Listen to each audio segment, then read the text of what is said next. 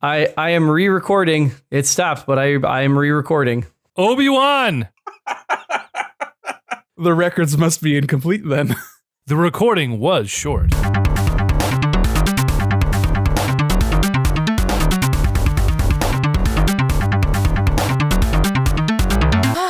Bapanada. Console Crusade Podcast. Technical difficulty Crusade Podcast. Chris has daddy issues Crusade Podcast. We're here. It's been a real journey. I'm extremely irritated. I have a feeling, Chris, we're going to lose you forever here pretty soon in the next few minutes. I have high hopes for a living. I'm EJ Olson. I'm with Nick Durheim as per usual. Hello. And Chris Gilly for officially, legally, state mandated. It's on my license now. It's about damn time. So we wanted to just hop in. We want to talk about some stuff we've been doing because we've been doing the text thing. And I'm 30. I'm too old to be texting. Okay. All right. I need to talk to the boys. And y'all been playing games. I've been playing some games. We're just going to chat about it. There was some Pokemon news. We'll talk about that too. But like I said, Chris, you're having some serious technical difficulties, not least of which involves you just pumping your lungs full of fucking berry juice and 3% nicotine. I don't know what's going on over there. It's 6 milligrams now, and it used to be a 3-day-a-week habit, and now it's a whenever I want habit, so that happened. Quit being a pussy. Smoke a cigarette. God damn. I'd like to believe this is damaging my lungs less, so I'm going to live in that ignorance until science tells me otherwise. You got to start doing, you just take the nicotine juice and just drip it straight onto your lip, you know, like a fat fucking wad of chaw. God, don't do that. And that's how you get that nicotine straight to the bloodstream. It's either that or you boof it. I mean, the boof will hurt. It'll sting a little bit, but the mouth, you get the cool flavors. So it's like you get a little bit of this, a little bit of that. I'm not even going to ask what that means. A little bit of sugar in your coffee, you know what I'm saying? Butt chugging e-juice is like a great way to die. Do not do that. Is that what Absolutely not. Droppers. Do people do that? They butt chug all sorts of things. Well, that I believe. Do you guys remember the fad briefly on the internet was the Vaportini, and they would heat up like pure fucking liquor, like goddamn crack, and vape it out of a glass bubble. And so it bypasses all of your body's mechanisms, your liver and your stomach and your kidneys and all these things that would process the toxins, and you're just getting fucked up. Yeah, it's go straight to your bloodstream through your lungs. I saw that on Parks and Rec, and I thought that was just something stupid they made up for Tom Haverford to do. You know LA Beast, Nick. Yeah, of course. I saw LA Beast take a bicycle pump and a 2-liter plastic bottle of soda and put different alcoholic drinks in it. And if you pump the don't try this at home, kids, the bicycle pump into the top of the cap and crack it real fast, it like extracts vapor from whatever liquid is in the bottle. Literally, it's like instant, like boom, vapor. And he was just inhaling this shit. He tried everything from like vodka soda to like Four Loko and like Budweiser. It was crazy. It's the craziest thing I've ever seen. You don't want to do milk. That's how you get lipid pneumonia. But yeah, I don't think it's like actually truly a vapor. I think it's more like an aerosol, but even still, it's the same concept of just like inhaling it so that it gets into your lungs and then it skips all the other crap that your stomach does and just goes straight to your bloodstream. I need to experience this. Very dangerous. No, it is like a great way to overdose and get alcohol poisoning. I have 3 like 1 ounce of like whiskey drinks in a night, and I wake up the next day being like, oh my God, I have died. You know? So I can't imagine actually drinking like that. That's absurd. Anyway, like I said, Console Crusade Podcast, where we talk about everything but video games. Butt chugs and fucking being old and having hangovers. Fat vape rips. Yeah, anyway, like I said, we're just going to chat about some stuff, and some stuff happened. There's one news-related thing that we're going to talk about, and I already told you guys that I have not a lot of positive thoughts on either of them, so I don't want to be negative Nancy, but if you guys want to run through it, Nick, if you want to like break us down on the Pokemon Presents, was there anything new, anything interesting? What happened with that? Those games come out soon. Brilliant Diamond, Shining Pearl are the games that are imminent as far as they're coming out this year, and they showed a little bit more of that. I feel like there was actually a pretty marked improvement between what they showed initially. What was that, back in February or March when they announced those games? And what they showed or not today, but when they showed it last week or whatever. And I don't know. I think it looks a lot better. I think the just visually it looks better. But as far as like the features they showed, it was a lot of stuff that they had in the original game, like the Pokeball decorating that changes the little animation when your Pokemon come out, and the beauty contest and like fashion show kind of thing. But they did show a couple things that were nice. I mean, they're not like game changers or anything, but they showed your Pokemon following behind you, which is honestly, I don't know why that's not in every single game. It's only been in like 3 or 4 of them, and it's just like it's one of the things that I like the most about Let's Go, which is actually seeing the Pokemon in the environment, and it just made the world look like a place and not like a top-down Game Boy game. Which this is a top-down DS game, but just seeing your Pokemon walk behind you gives you a sense of scale, gives you a sense of camaraderie with your animal, your RPG party that you've been collecting. So that kind of shit I'm really into. And then other stuff like I never actually interacted with, what was that in Ruby Sapphire, the secret base and like the hidden dungeon underground thing that they've got in this game. It's like, it's sort of the roguelite sort of stapled on to the main experience kind of thing. It's the way that they get you to get Pokemon that aren't in that national dex or whatever they call it. It's the Safari Zone. It's the extension of that, which they showed. And I don't have much to say about that in general. Chris, what were your takeaways? Yeah, I was intrigued by the expansion of the underground. I remember it being this sort of very obnoxious thing when I finally played Platinum version that I had to do to get Spiritomb. And so I did, but was that the underground area? Was that where like the mini game stuff was, like the mining where you're like tapping on with the the screen fossils? The fossil stuff, was that down there? I think so. It's been so long since I played these, and I didn't play this in order. I had already played Black and White by the time I played that. There's just this gap in that I just didn't play Gen 4 at first, and I've been told by some friends of mine that the age that I was when that gen came out is the age they were when the gen that they skipped came out. Yeah, it's called high school. It's called wanting to get pussy. Oh my god! Well, I wasn't getting that in high school anyway. But Tiffany loves Pokemon. She's playing Let's Go right now. So I guess touche, preppy douchebags from high school. Yeah, take that. How was it peaking when you were 18, bitch? We have a podcast now. I was gonna say, listen. Meanwhile, Chris is over here turning into Ewan McGregor, just getting sexier by the fucking week over here. It's like, oh, peaking at 30. Okay, that is not me, but I appreciate it for you, Chris. Thank you. But anyway, the underground area now looks more like the wild area from Sword and Shield, which I thought was the most substantive improvement on the formula that they'd made in several generations. So I'm kind of looking forward to that. Yeah, I don't know. It looks good. It looks fine. I guess my enthusiasm is waning a little bit on it just because I'm sort of like, do I need to play this? Like, I'm going to have Metroid Dread. I'm going to have WarioWare. I've barely touched Skyward Sword. So like, that'll pretty much get me through the whole rest of this semester if I buy nothing else. So I'm waffling on it a little bit, to be honest. Yeah, imagine me who wants to play both this Pokemon and also, I think it's a week later is when Shin Megami Tensei 5 comes out, and it's just like, I'm going to be in JRPG overload. So I do want to pick this up. I never really got too deep. I can't remember. I might have beaten Diamond Pearl and then didn't beat Black and White. I can't remember the order in those events because similarly to you, Chris, I came to those games way later. Not like way later, but like 2012, 2013 around there.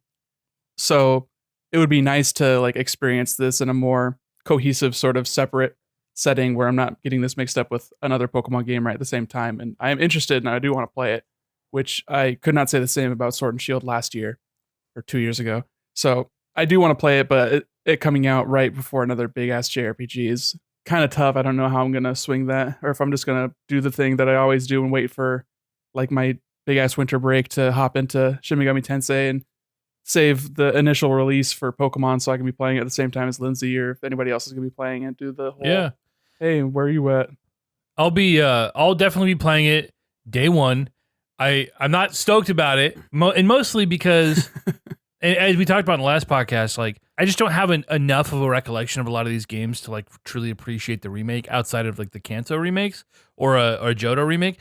But it's a Pokemon game. It's more of a classic Pokemon experience than what Sword and Shield was, and I just really didn't get into Sword and Shield. I tried. So I'm excited for that aspect. Like, okay, this is like a more of a return to the roots, and it's easygoing. It's streamlined. It's a 10-hour experience maybe. So yeah, I'm gonna buy it day one and play it with the boys and just see how much of that I can relive. Because it's funny. I played Diamond and Pearl. Was my sophomore year of high school, I think, because I was dating my first serious girlfriend at the time, and I bought her a copy of Pearl, and I got Diamond, and we played 3 together. And then my junior year, my 17th birthday, Platinum had just come out, and my brother bought me a copy of Platinum. And I remember being so disappointed by Platinum because it was the exact same game with like one little offshoot. And I remember the offshoot, like whoever localized it, the dialogue was egregiously awful. And I just remember even at 17 thinking like, this feels like a fan game that they just added into the middle of the game. And it's like you come back and it's just the rest of the game's the same. But I remember bits and pieces of Diamond and Pearl. So I'm like curious to play it. But honestly, man, the graphics, and not that Pokemon games have ever been known for like stellar graphics. They're always significantly, I think, worse than their contemporaries in most ways. But just the style, whatever they chose to do, the stylized chibi thing, and the way they did it, it still just looks flat and cheap and mobile gamey. And that's like a really tough thing for me to get over. That's why I love Let's Go so much. It was very pretty. And even though the style was very like, it looked like a kid's cartoon show, and like but that was the vibe, and it had a nice aesthetic to it, and like you're spending so much time just romping around the world. It's tough to be like, all right, we're gonna go play the knockoff App Store JRPG here. I'm like not totally looking forward to that, and I have to give Legends Arceus some kudos because while I still think that game looks not very good just from like a technical standpoint, and at least has a little more identity of like what Pokemon has been trying to do in the past with Sword and Shield and whatever. So I'm like, okay, I at least appreciate that. But anyway, that's where I'm at on it. I didn't really glean much of anything new from these 2 trailers. I was like, oh, okay. I guess I expected some of the hidden base stuff. I'm like, oh yeah, that makes sense if they're doing that again. That was in those games, Yeah, the fact that they farmed this remake out, I think, does not speak very highly of it. Like, they didn't even do it in-house, which to me speaks to why it's not using Sword and Shield's engine. You know what I mean? Like, I think that was the expectation for a lot of people is like, oh, if they're going to remake a Pokemon game on the Switch, it's going to look like Sword and Shield, but it doesn't. Like you said, it's a 3DS game on the Switch, which I don't know. It feels cheap. It feels like a cash grab. So was Link's Awakening, if you really think about it, but that was gorgeous. Oh no! Not even close. That was a ground up, a really specific art style that they were trying to do, a really specific like audiovisual experience. Like that game was absolutely stunning. It was beautiful. But it didn't need to be Breath of the Wild because it's a Game Boy game. But like again, we know what Pokemon can look like on the Switch, and now you're basically asking us to accept a massive technical downgrade because you're investing all your resources in a fucking MOBA. Like, I'm not about it. I would have preferred, like, whoever did Link's Awakening, get those artists out here to do a Pokemon game, because it's like, I'm okay with returning to like the roots of what a Pokemon game has done for 20 years. I want it to look that gorgeous, and like the lighting effects and like the animation, like everything about Link's Awakening, outside of like some of the technical issues, like the frame rate was a little rough, but like it was a beautiful game. And that, this is not that. This is very far from what I think it could be. So I'm okay with it not being like Sword and Shield. I wasn't a big fan of like, they're kind of like, let's make it more of a modern 3D game where you have a little more agency over like where you're roaming, but also you can only go on this very prescribed path, and it like changes. It's like this is not how games are made. So I'm okay with just doing a top-down game that's very traditional and very like we know what we're getting, right? It's comfort food. I just don't want it to look like a college kid developed this and selling it for 99 cents. It's just, that's my thing. Yeah, and for me, I don't think the art style is bad. I think what you mentioned about Link's Awakening that really puts it above, really sells it, is the lighting and the animation. And Pokemon has had a really bad animation problem for years and years. Basically, since the first game, there's been bad animation. And what they could focus on back then was like the big, Pokemon sprites and like the cool sort of battle effects. And that was the extent of their animation. And then as they've gone forward, that has never improved. I mean, just think about every protagonist from a Pokemon sitting there with like a stupid grin on their face and never emoting and reacting to anything that happens around them. It's goddamn travesty, and it makes no sense. It's not uncanny. It's just bad. It's bad. It's bad. And what I'm hoping, I don't remember if we saw anything like this. I'm not going to go frame by frame on a fucking Diamond Pearl remake trailer, but what I want to see is the character reacting. I want to see some emotion on their face. I want to see, like, you're making a chibi art style. They have a big head. Like, chibi is designed that way for a reason, is to show big expressions, big reactions. It's a cartoon animated thing. So if they don't utilize that, then it's just them saying, okay, we care about this chibi style because that's what it looked like on the DS and not because of what we can actually utilize it for, which would be incredibly disappointing. Also, the sound in recent Pokemon games has all been like very flat. Like, the soundtrack for Diamond and Pearl is cool-ish from what I remember. I remember it being a big step up from Ruby, Sapphire, Emerald, because the Game Boy Advance had awful sound chip. So all the trumpets and shit was just horrendous.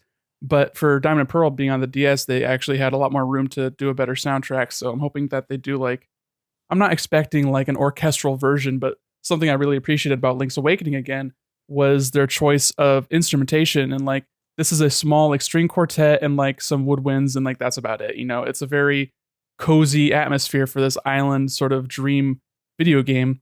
And they're sort of aping that style with the chibi, and like they just added the tilt shift, that depth of field effect with the Diamond Pearl. So that makes me think of it as like this diorama small game. And I hope that the soundtrack reflects that in the overworld. Maybe just do something interesting, like make a choice. I feel like they're always just doing the safe thing and it's never interesting. Yeah. And I don't expect them to do an interesting thing because it's Pokemon. It's like the most mainstream million seller game series of all time. It's like expecting Call of Duty not to have that between like matches. You know, you're not going to get that. It's what sells copies, I guess. Yeah. You know, and this is the same thing. You want to talk about rehashing conversations on the podcast, Nick. This is we've talked about it, and personally, outside of the pod, we've talked about this with things like Star Wars and even some of the MCU things. The circular conversation crusade. Let's do it, baby. Oh. The main thing is it shouldn't just be about comparing where this franchise has been relative to its contemporaries in the past. It shouldn't just be about comparing it to its prior iteration. We need to look at the entire landscape at large and say, why is this company who has made more money than Pokemon is the highest earning franchise in the history of media ever in human existence. Our standards should be equal to that, you know? So it shouldn't just be relative to themselves, which is like you're comparing a rotten apple to a fucking rotten orange. It's like we need to look at how it compares to their peers now and be like, listen, we should hold them to a higher standard. And we can sit here getting into the nitty gritty and stands can argue one thing and guys like me can argue another thing. Like, we all just want to enjoy things, and we want the things we like to be the best they can be. And that's the thing with this franchise in the last, I mean, really for a while now, is it's not as good as it could or should be, especially given their goddamn resources, right? And that's just the frustrating. And what a perfect segue to discussing Pokemon Legends Arceus, which to me was like the more substantial thing. I didn't even watch the Diamond and Pearl stuff. I'm probably going to buy the fucking game. Like, you all know I'm going to buy it. Like, yeah, play it on my totally. Beautiful OLED model Switch with the delicious screen, which I am not going to have in time for my trip, by the way, because my buddy's wedding is on the 8th. And so I have to leave at like 5 a.m. to get there in time for everything. So not only will I not have the OLED model Switch, I'm not even going to have a copy of Metroid Dread until I can buy a second one in Oregon.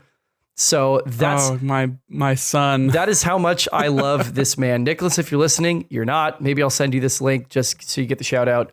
I love you more than Metroid, and you know what that means. Wow. What if you just buy a digital copy and preload it so that you can get your save started early on the plane?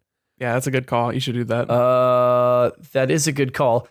However, I would not be able to return the sealed copy from my special edition when it arrives to GameStop if I didn't buy a second physical copy. So that's the play. BFD, you'll have 3 copies of Metroid. How much do you love this franchise? You want this game to sell well? Buy 2 copies. Need these sales. Yeah. Buy 2 copies. Keep your sealed one. Keep it. I've never kept anything sealed, and I should have. Like, if I'd have kept the Samus Returns amiibo sealed, I could probably get like $300 for that. I truly think I could get like Oh, the one I have on my shelf over there that I haven't opened. What's the fun of that? That's though, what I'm saying. you know? That's why I don't do it. Anyway. Tangent. My fault. I'm a little drunk. My bourbon glass is empty, and you saw how full it was.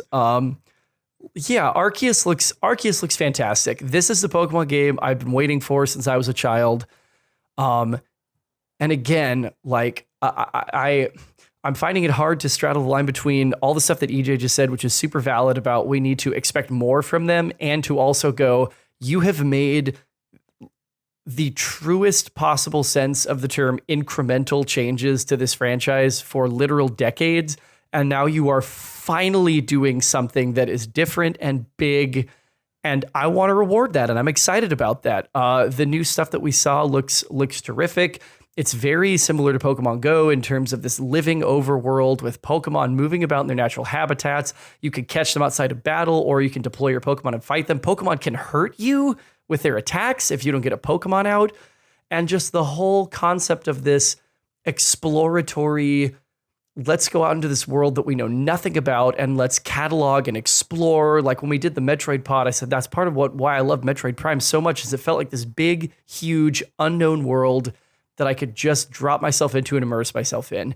And is it a technical marvel? No, it's not looking like it. Right now, it's kind of looking like Walmart version of Breath of the Wild, but like just that they are going to go so outside of their formula and take a swing like this. I think we should reward it with our dollars. It excites me. And that's part of why I don't know if I want to buy the Diamond and Pearl remake. I'm going to buy it. But boy, I don't know if I want to buy it. Is because I know I've got that coming down the pipeline in 3 months. And so I think I'd rather like keep my stoke high for that. Yeah, but I'm thrilled. I get what you're saying. I think this game's getting delayed. There's no shot this comes out in January to me. But when you say it looks like the Walmart version of Breath of the Wild, it's funny because Breath of the Wild, technically, I don't mean stylistically, aesthetically, but technically had a lot of issues and kind of looked like the Walmart version of all the other open world games we've been playing for 10 years. But they lean so hard and so well into the aesthetic of the world and the design. It was a gorgeous game, even if it technically was a little rough around the edges. Whereas I don't think Legends looks it looks like what they tried to do with Sword and Shield. So at least it's like when I see that, I think that's distinctly Pokemon at least, but I don't think it's particularly pleasant. And technically it looks like a travesty still, even with the improvements in the new trailer. But you're right. Conceptually, Chris, everything we want or have wanted, it looks like they're trying to deliver. But I hesitate to get excited about it or to put any faith into this team that has, consistently sort of been behind the curve for decades, really. They're always playing catch up. And I remember when they were making Sword and Shield, and I can't remember, I think it was the director who came out and said, like, the game got delayed, and they were talking about how difficult it was to make a 3D game.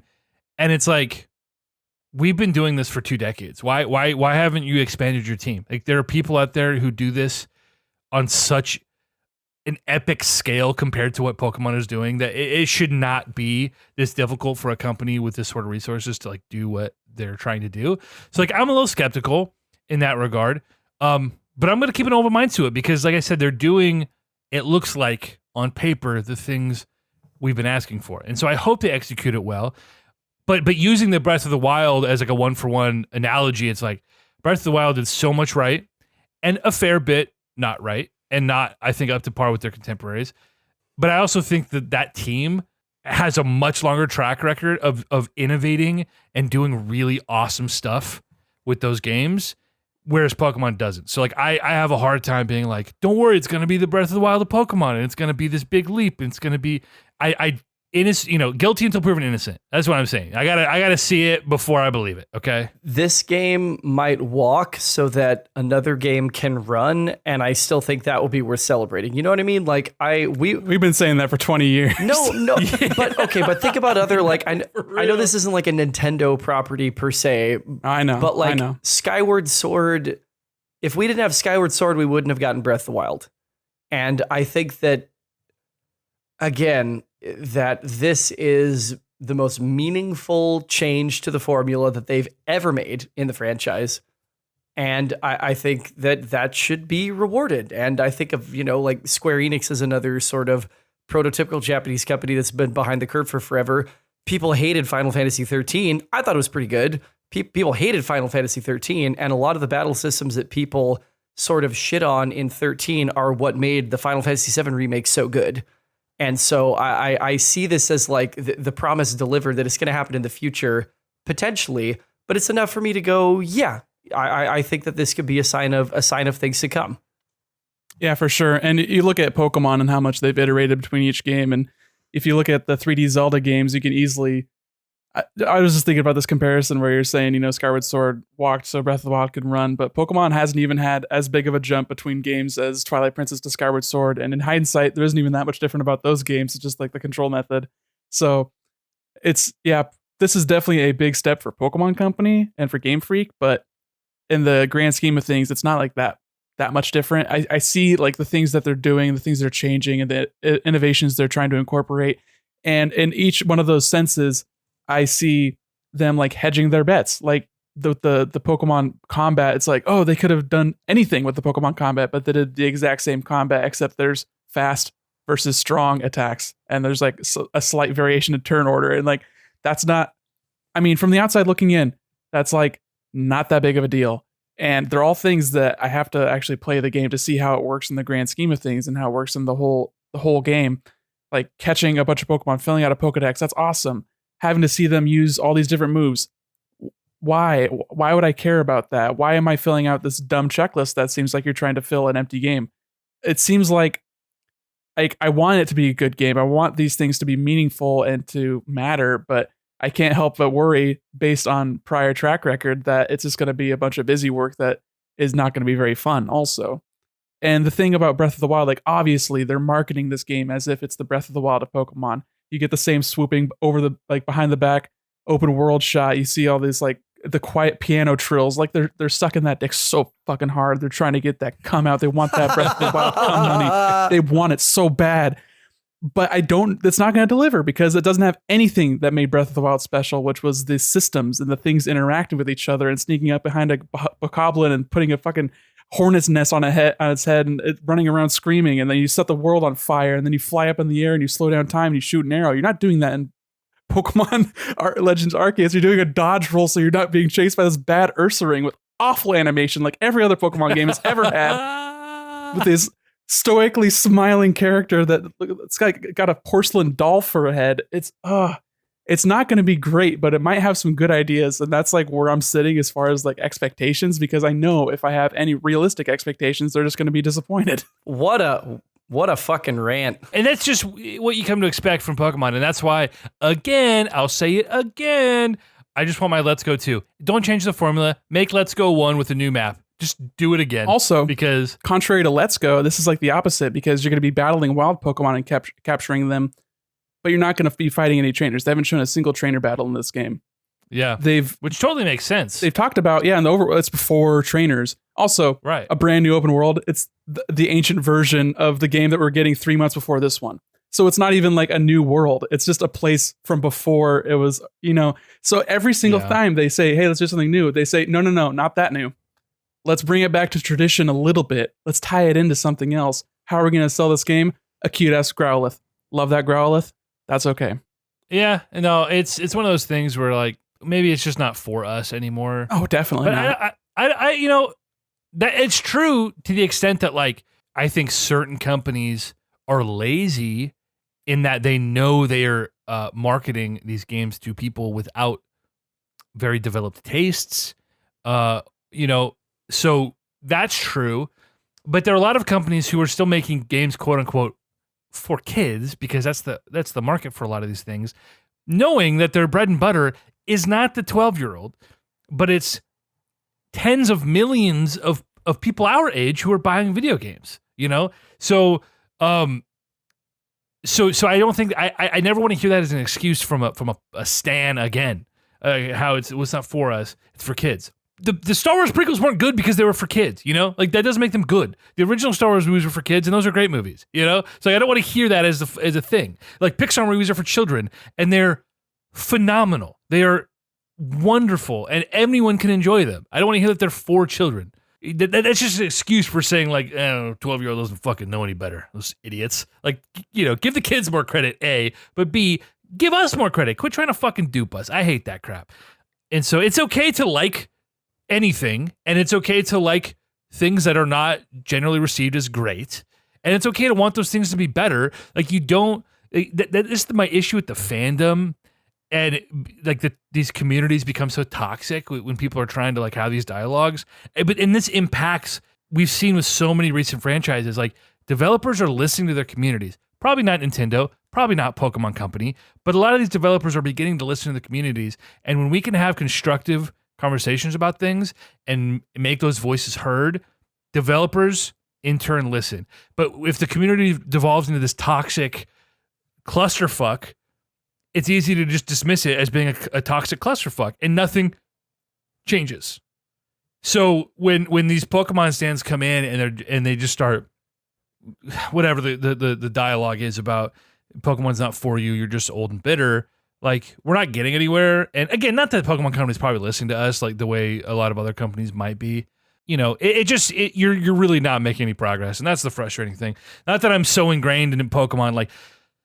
Literally, this is just an outlet for me to relive being a grade schooler for 10 hours every 2 years. You know what I mean? Like, I'm not that invested in it, but, but having a 12-year-old brother who has been into Pokemon over the last couple of years, like, it is relevant to my life outside of just being an old man who likes nostalgia, I guess, Did he ever complain about Sword and Shield? Did you play he those actually games? didn't play Sword and Shield. Okay. No, I tried to get him to play Let's Go for a little bit. He wants more action. He doesn't like the turn-based stuff. He wants more action. So, like, he was really into Pokken Tournament for a while. But anyway, he got really into the Pokemon trading card game, which was weird. But I think it had more to do with, like, the value of the cards. Or like it's the hot thing. Yeah, yeah. I mean, you did the same shit. I mean, yeah, to a degree. I mean, even it a couple years ago. It happens. You get swept up in it. You buy a Dogecoin, you think, oh my God, this is so easy. Hey, listen, I made a couple $100 on Doge just as a meme, straight up as a meme. Thank you, I Elon. invested in a couple of different stocks and I had some dollars left over in my account. I was like, fuck it. I'll go drop $90 on Doge, and I made a few hundred. But anyway, talking about perfect segues, Chris, this is a great way to transition into another franchise that is finally releasing a new game soon that, by all accounts, will not disappoint us. Wow. And that is WarioWare. Yeah. Fellas, and Nick, I'm going to let you take this first. WarioWare, they released a demo for their new game, Get It Together, and it was perfectly charming. What did you think? Dude, it's just so nice. I haven't played a WarioWare game since, I believe, Leaf had it on the Wii, which was what, WarioWare Shake It? Something like that. So I remember I was like high school, so going over, hanging out in the basement and doing the mini games where you each, like, it's just one like Wiimote, and then you would get up and do a round, and then you would pass it off to the next person, and then they would do a round, and it was like a frantic sort of passing the baton and doing bullshit things where you have to like put it on your head and like aim at like aim an arrow at an apple or whatever. And I just love WarioWare though. I spent most of my time with Touched back on the DS, and that game was phenomenal. And when they initially showed this one, I was like, fuck yes, WarioWare's back. And also, I don't know about this whole you controlling a character thing. I don't know if that's really going to capture the magic of what makes WarioWare so good. But I think what it does, it accomplishes another avenue upon which it can be totally random and just like putting your reactions to the test. This is like purely a reaction game. It's more so a reaction game than like playing a new level in like Guitar Hero, where it's like a rhythm game, but you understand the controls and what you're supposed to do, and then you have to take what you see and then do the thing. And it changes it so that you don't just see what you do and do the thing. You have to also consider, oh, my character is automatically jumping, and what I have to do to interact with this object is wildly different than as if I was Wario and on a jetpack and flying around and I can ram things. And it turned it into this sort of like meta game of saying, okay, these levels are not very good with this character. It's incredibly difficult to be 18 volt and to avoid the lasers that are popping over because you have to navigate through these little rings. And it turns into this like, okay, who's my lineup? And that is also incredibly fun. And I love that. And But personally, I like doing the all random everything. This is gonna be crazy doing every single level. There's like 200 levels in the final game. This demo only has 10, and even with the 10, I was just like I was sweating bullets trying to like beat my own high score. I only got up to like 42. I'm not like super proud of that. I never actually did like a here's my lineup. Here's who I actually like playing as. But goddamn, this is real nice. And all my worries about controlling characters and it being like a more traditional gamey game version of WarioWare totally swept away.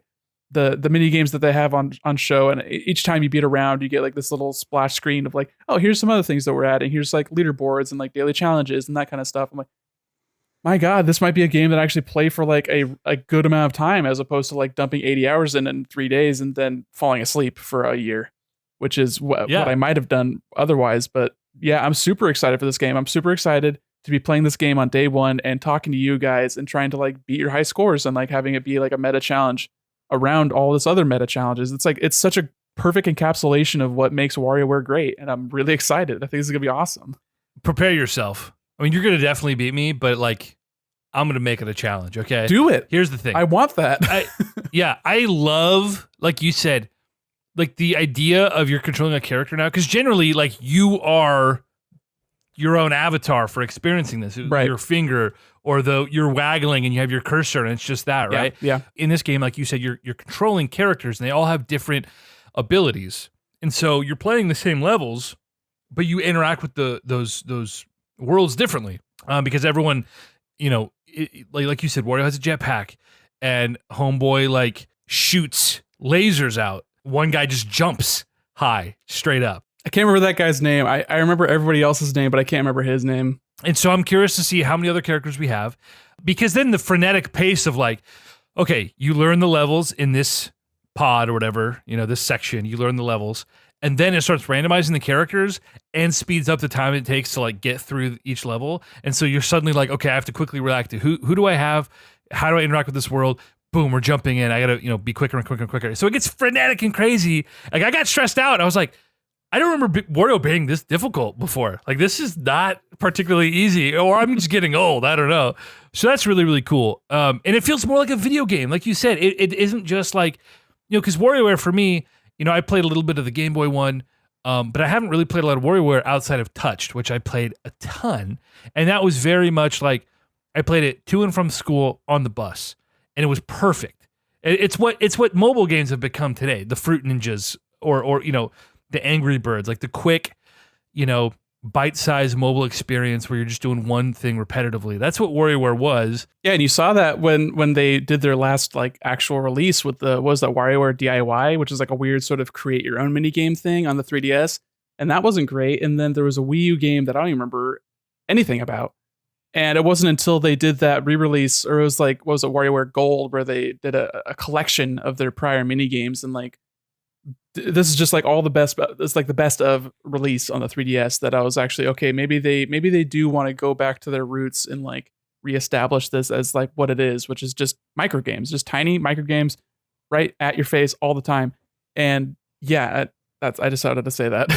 No, and making these avatars that make you interact with the world or the levels differently every time, like that's huge. Like just the replayability and the variety, and it makes a game of mini games a lot more palatable to sit down and play for a stretch, right? Because it's just tougher for people to say, yeah, let me pull out my entire console to play a little time waster. That, it's like you can do it on your fucking phone, which I carry with me everywhere. So this makes it more like, all right, I'm gonna sit down, I'm gonna do the thing, I'm gonna beat the challenges, I'm gonna try to get the high score. Like, just in my eyes, way more replayable. But the first thing to me, and again, I don't have a lot of experience with WarioWare outside of Touched, which I have very strong nostalgia for. This felt, I played WarioWare a few years ago on the DS just for the nostalgia, but like, I played WarioWare Touched in 7th grade, 2004, right? Came out then or 05. DS didn't come out till 04. Okay, so 04, so it must have been 04, 05, so it was like 7th grade, 8th grade, 04. That sounds right. This felt exactly the way it felt being on the bus out in Damascus, Oregon, playing on my shitty launch 3DS. I was like, this is exactly the feeling. It looks and sounds right. but doesn't play, you know, because I went back to Touched and it's like, oh, that's cute, but like, I'm not going to sit here and play through all of it. You know, it's more of a chore. This didn't feel like a chore. This was like, you know, like I said, the pay, I was like, holy shit, I'm doing this thing. Chris, what do you think? I only ever played the original and not even on the GBA, you know, being the Nintendo simp that I am. Shout out to Lindsay for that. Shout out Lindsay, bro. I love and that. You know, I fucking earned it. You did. I bought a DS on launch day, which I still have, and I bought a 3DS at launch day. And so they gave me those Apology GBA downloads after they dropped the price in like 3 months. And so I said, the ambassador. I'm not proud, but I am a proud 3DS ambassador. And I still have all those titles. I think ambassador is a fancy French word for simp, right? So anyway, I played the original and I really enjoyed it. I never played any other ones. And I downloaded the demo today to get ready for this pod. And I sat down and I was just like jamming to this music and like literally moving around and being like, oh man, this is so fucking catchy. And like, yeah, as you said, the different characters, like they were always kind of like interesting, like background information. And I was like, oh man, some of these are really, really cool, but you don't really get anything from them other than being like background characters in a specific stage. I'm like inordinately excited about playing as Jimmy. Like I'm so fucking stoked to play as the big fucking afro and the like handlebar mustache. Like, yeah, exactly. Like the disco dancing. Like I can't fucking wait to find out what his ability is. Like he will be a mainstay. I mean, I'm going to play random because that's the fun of it, right? Is you get like 3 seconds of, okay, this is my character. Okay, what do they do again? Okay, yeah, got it. And then you have to go, okay, what do I do in this stage with this person? And I was having so much fun. I didn't even think about like how absurdist all of this is, and looking at like plucking the arm hair out of the Greek statue. And I just like looked at him posing and just started cackling with laughter. But it's like, what the fuck is this?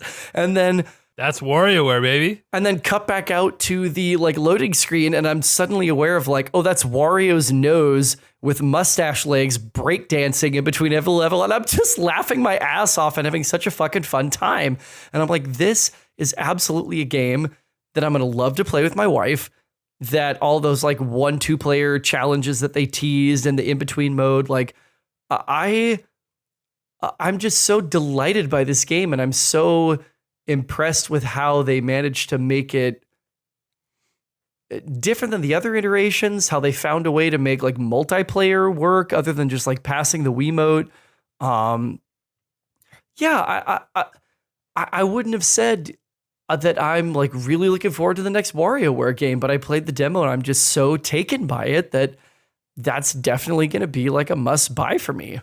Yeah, it takes the previous WarioWare games were really good about taking a central gimmick and iterating on it in the most concise possible manner. So Touched is a perfect DS game. Twisted is a great Game Boy Advance game with like the weird gyroscope on top. Shake It was amazing on the Wii. But besides those games, everything else was like a little bit rough. I remember playing a little bit of Micro Mini Games, which was the first one on the GBA, and it was like, this is a really cool concept. And every game after it is better because it takes that concept and focuses it around a gimmick. So being on the Switch, I was concerned that maybe they would try to do the motion control gimmick again and do like another version of the Wii or do another version of Touch, which I would be fine with, but also only playing it handheld would be kind of annoying. But they took that gimmick and just turned it into, okay, we have all these different characters that control sort of alike, but they're not going to be the same. And it's going to be enough to like throw you off your game for these 5-second intervals that you have a chance to get a hold of them and play with them a little bit. And I pulled up the character list. There's 15 characters that you can play as. And yeah, I mean, all of them are classics for me, except for like Young Cricket is the little ninja boy who bows to his master at the end of the level when you win. But I know Kat and Anna, like those are the kindergarten ninja girls. I remember them specifically from Touch, because in Touch all the characters had like their own gimmicks as far as the stages. So those were all like slashes and swipes and like the Fruit Ninja style stuff before Fruit Ninja even existed. But dude, so fucking pumped. It's only like 3 weeks away. Oh wow, really? September 10th. Yeah, this is a game that like begs to be bought digitally, but also like you have to have a copy on the shelf. Dude, So you I'm gotta. like, damn you, Nintendo! It's only $50 though, dude. Only $100 out of that pocket. Dude, so we only got 3 characters in the demo, correct? 5. Well, 6, kind of. Because you get Kat and Anna, but they're the same, but left and right. And then Obi-Wan and Okay. Mona was the 4th unlock. Okay, I didn't get far enough in the demo then. I got to get back to it tonight. Yeah, you just got to replay it a few times. So Kat and Anna are similar to Young Cricket, where their thing is they're jumping. But Kat and Anna never stop jumping. And Kat throws her ninja star. She has a ninja star she throws, but it only goes to the right. And Anna throws a ninja star that only goes to the left. So you're doing like... That's annoying. So I'm thinking like... And that's another cool thing is with the multiplayer aspect of it, as of each person playing individual characters, I feel like it's going to be a overcooked scenario where you're going to be trying to spin the windmill. It's like, no, clockwise. We got to go clockwise. And someone's trying to, it's like, I can't move clockwise. I'm trying to be, Obi-Wan, but I've got this stupid little conveyor. Was that the tractor beam? And every character is just so wildly different. Mona with her never stopping little moped, but you can go in any direction, then throw a little boomerang, and that can also go in any direction. It's fucking madness. I can't imagine how that's going to interact with each other. I really want to play the demo 2-player, try to get someone over here to couch co-op that shit, or just wait till the game comes out and hopefully the online is an asshole. Which it's gonna be bad online. That's gonna be the only downside. October when I'm in town, we're gonna hot seat. We're gonna hot seat all 4 of us. Yeah, we gotta do it. Listen, I'm trying to get Chris's COVID, okay, in your basement. Yeah, cough in my mouth, bro. Why you put that on me, man? Like God. You're the one going to be playing trains and automobiles. You'll be on a plane. According to the airline industry, it's that's good. It's the yo. I can't even accurate I can't even finish a joke. No, but it's.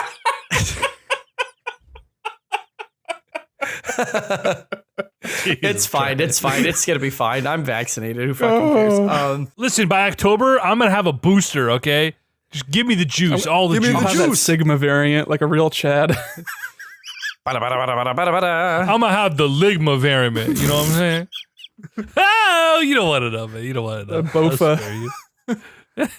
The Bofa. Oh my god! Outside of WarioWare, which we've all played the demo, we've all been playing some other stuff. Yeah, how do we want to do this? Do we want to do fairly positive to scathing to wildly positive? How do we want to order this series of events for games that we've played individually? I don't know if we have anything scathing. My thoughts on 12 minutes are actually not. So a lot of positive, a little bit of like what the fuck. But are we doing full spoilers for this game? Because it seems like a game that you can't really talk about without full spoilers. Oh yes, I will. We will absolutely be spoiling it. Chris, you haven't played it yet. I haven't. You don't know anything about it. This is the one with like fucking Willem Dafoe or whatever, and you keep replaying the same 12 minutes over and over and over again. Fuck it. Is it on Switch? No. Then I'm not gonna fucking play it. Spoil away. It's on Game Pass and maybe PS4 or whatever. But yeah, I know some of the twists, but I don't know. I kind of know how it ends, but not like super well. So go ahead and rip into this bad boy, EJ. Okay, so you were excited for this game, right? This was like one of the few games that we watched at Xbox's E3 2019, and you're like, that looks awesome. And I was really surprised. Yes. And I was, listen, I love time fuckery. I love it. That's one of my favorite tropes in video games and movies, like media. I love it. So when I saw the trailer, I was like, oh, a vaguely sort of reminiscent of classic point-and-click adventure games, but very contained, very bite-sized. It's a thriller. It gave me Hitchcock, Lynch vibes as far as the top-down sort of microcosm location. It's got shining carpet in the opening scenario, so you got that to look forward to. Right, definitely the fucking Shining. Okay, you walk through the lobby of the apartment. It's very, Kubrick, but it definitely interests me. I was like, listen, a very bite-sized, like weird thriller, like that's cool. James McAvoy, Daisy Ridley, Willem Dafoe. You think a game like that, like, dude, you're not just fucking. I know Chris, the actor over here, the theater major, is sitting here jerking off, but it's it's some big names. Like that was not cheap. Those guys definitely spent way more on the voice actors than they did whoever wrote the fucking game. Let me tell you that. For sure. It might have been, I can't remember if it was just the one guy or if he's just been the one-man promotional sort of force, but Yeah, this not might be a sure. very, very small team. I know Annapurna published Yeah. it, so I think it was Annapurna that, made their connections and got James McAvoy and Daisy Ridley and Willem Dafoe on the line. But it's Sure. weird to me that they did that to have James McAvoy and Daisy Ridley do American accents, which I know that's not like too strange for British characters to do the American characters, but I don't know. I feel like for a game, if you're using your budget to get voice talent, you're not necessarily getting them for the acting chops. You're doing it for the promotion. So Totally. Exactly. it's a strange choice. Willem Dafoe is the only recognizable voice. And that makes sense. I was For who Yeah. he is and like what he does. so the concept of the game for those listening, and this is full spoiler alert. You play as a man living in this tiny little apartment, like very New York sort of vibe. And what happens is you come home from work and you're going about your day, and after 12 minutes, a man shows up at the door claiming to be a cop. He quote unquote arrests your wife, and then he zip ties the both of you, and depending on how it plays out, he murders you. And then as soon as you die, you reset 12 minutes prior, right as you get home from work, and you constantly relive the same 12 minutes, and you're trying to figure out how to prevent that thing from happening. And let me tell you, the first couple hours, the first 3 hours of this game, and I played this with our buddy Brennan, who's been on the podcast. We played it together via like Discord, right? The first couple hours were awesome. They were so fucking great. And Brendan and I have played other games, like we played Until Dawn together like this, side by side, and just sort of taking turns, mostly letting him run the sticks because I'm terrified of games like that. But experiencing that story together and like brainstorming and trying to make the decisions together on how to get, so much fun. These games are great with a friend. Yeah, that's really cool. So we're playing together. The first couple hours were just really awesome. But you hit a wall at a certain point where like the level of repetitiveness where you, okay, I know I need to do X, Y, or Z at the end of this branch, but you have to go all the way back to the beginning, and you have to remember the path and get all the way back up here and then make that different decision. And that, it got very repetitive after a while, which I've seen as one of the major criticisms of the game. And that's understandable. It definitely got to a point where after like 3-ish hours, we were like, okay, we need to take a break because we've watched the same thing over and over and over and over. And even though we were making good progress, but those first couple hours were fascinating. Like just exploring the apartment. What can we pick up? What can we, highlight the painting. Look at the painting. Is this going to have any relevance later on? Explore every nook and cranny. It's like, oh, we can go to the medicine cabinet. Oh, this brings up a whole new screen. Is there anything we can click on? Oh, we can go to the vent down here. Open the closet. Oh, there's a cell phone here. Like just the classic point and click adventure, like the really subtle discovery. More than likely, there are some red herrings, but more than likely, oh, I discovered this thing. This is relevant. It might not be relevant for 6 or 7 chapters down the line, but like remember this because this is probably important. And so that's great. But you unravel this thing, this whole mystery of like, okay, the cop comes in, then you try to tell your wife, I'm reliving the same day over and over, and she doesn't believe you. Then you got to figure out a way to convince her on the next loop. What do I have here that I can prove to her that I've experienced that so she believes me? And then you get to a point where you figure out how to subdue the cop, and then you have to interrogate the cop. And this mystery of this guy, Willem Dafoe, is accusing your wife of murdering her own father. And this guy, this cop, quote unquote, was close to her father. And he's trying to, you think, maybe glean some sort of revenge. And he finally found her. And you start to dig deeper and deeper. And then you realize, oh, he's after this expensive watch that her father had because his daughter has cancer. And then you get, you have him hogtied and you take his phone and you call his daughter and you start learning more and more about how to get to this guy who has like murdered you fucking 50 times at this point, right? And figure out like, and there's so many paths that lead to dead ends. And you think that would be frustrating, but like, oh, I found a phone. Okay, I'm going to call the cops at the beginning of the 12 minutes and say, hey, get here ASAP. There's a guy here, even though he hasn't showed up for 12 minutes. Oh, that's a dead end. And so you're trying to figure out how the heck so those first few hours are just fascinating, and there's so much fun. And I love how bite-sized it was. It wasn't like a Grim Fandango or like a Monkey Island where you're in this big world, and it's just like you have 3 rooms. Figure it out. And that was so cool. Let me tell you guys, it did not last Oh. So you said Lynchian, and there's a lot of that in the ending. There are a few different endings. Did you get every single one, or did you get one and watch the others? We got two, and then we watched the last one. So it's a murder mystery, right? You're trying to figure out, this cop is after you, but he thinks that your wife killed her father. So it comes out that the wife did in fact shoot the father. However, he survived and wasn't murdered until later when she was 600 miles out of the state. So you know that now, and she knows that, and you're trying to figure out, well, who could the murderer be? Well, now you got to convince Willem Dafoe, who keeps coming and fucking killing you. Okay, As he is wont to do. Yeah, Yes. seriously. That evil bastard. I'm something of a murderer myself. I love that, dude. He's terrifying. Back to minute individual. 1. I love, dude. I love the Spider-Man references. So now you're trying to figure out who could the murderer have actually been. Without going into beat by beat, it turns out the twist, M. Night fucking Shyamalan, and very much M. Night Shyamalan style here, where the twist is actually just really bad and not laid out very clearly. This was not I See Dead People, okay? This was more the aliens invaded a planet full of the one thing that will kill them, which is water. Like, it's more of that kind of twist. Like, really pretty fucking terrible, but even worse than that. The plants killed the people.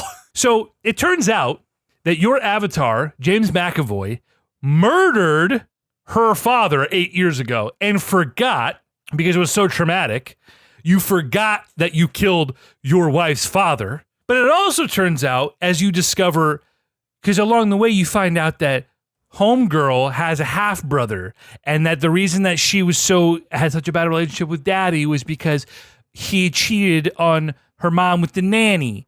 And so she had this half brother that the mom called a monster. And it was this whole fucking love triangle and this whole family drama. Well, it turns out, guys, that James McAvoy, your player character, is the half brother. And you've been married to your half sister for the last 8 years. Also, you forgot you murdered her own father, who was also your father. And so it's like, the twist is fucking terrible. And when you find out, and you is your father's brother, who's also his husband.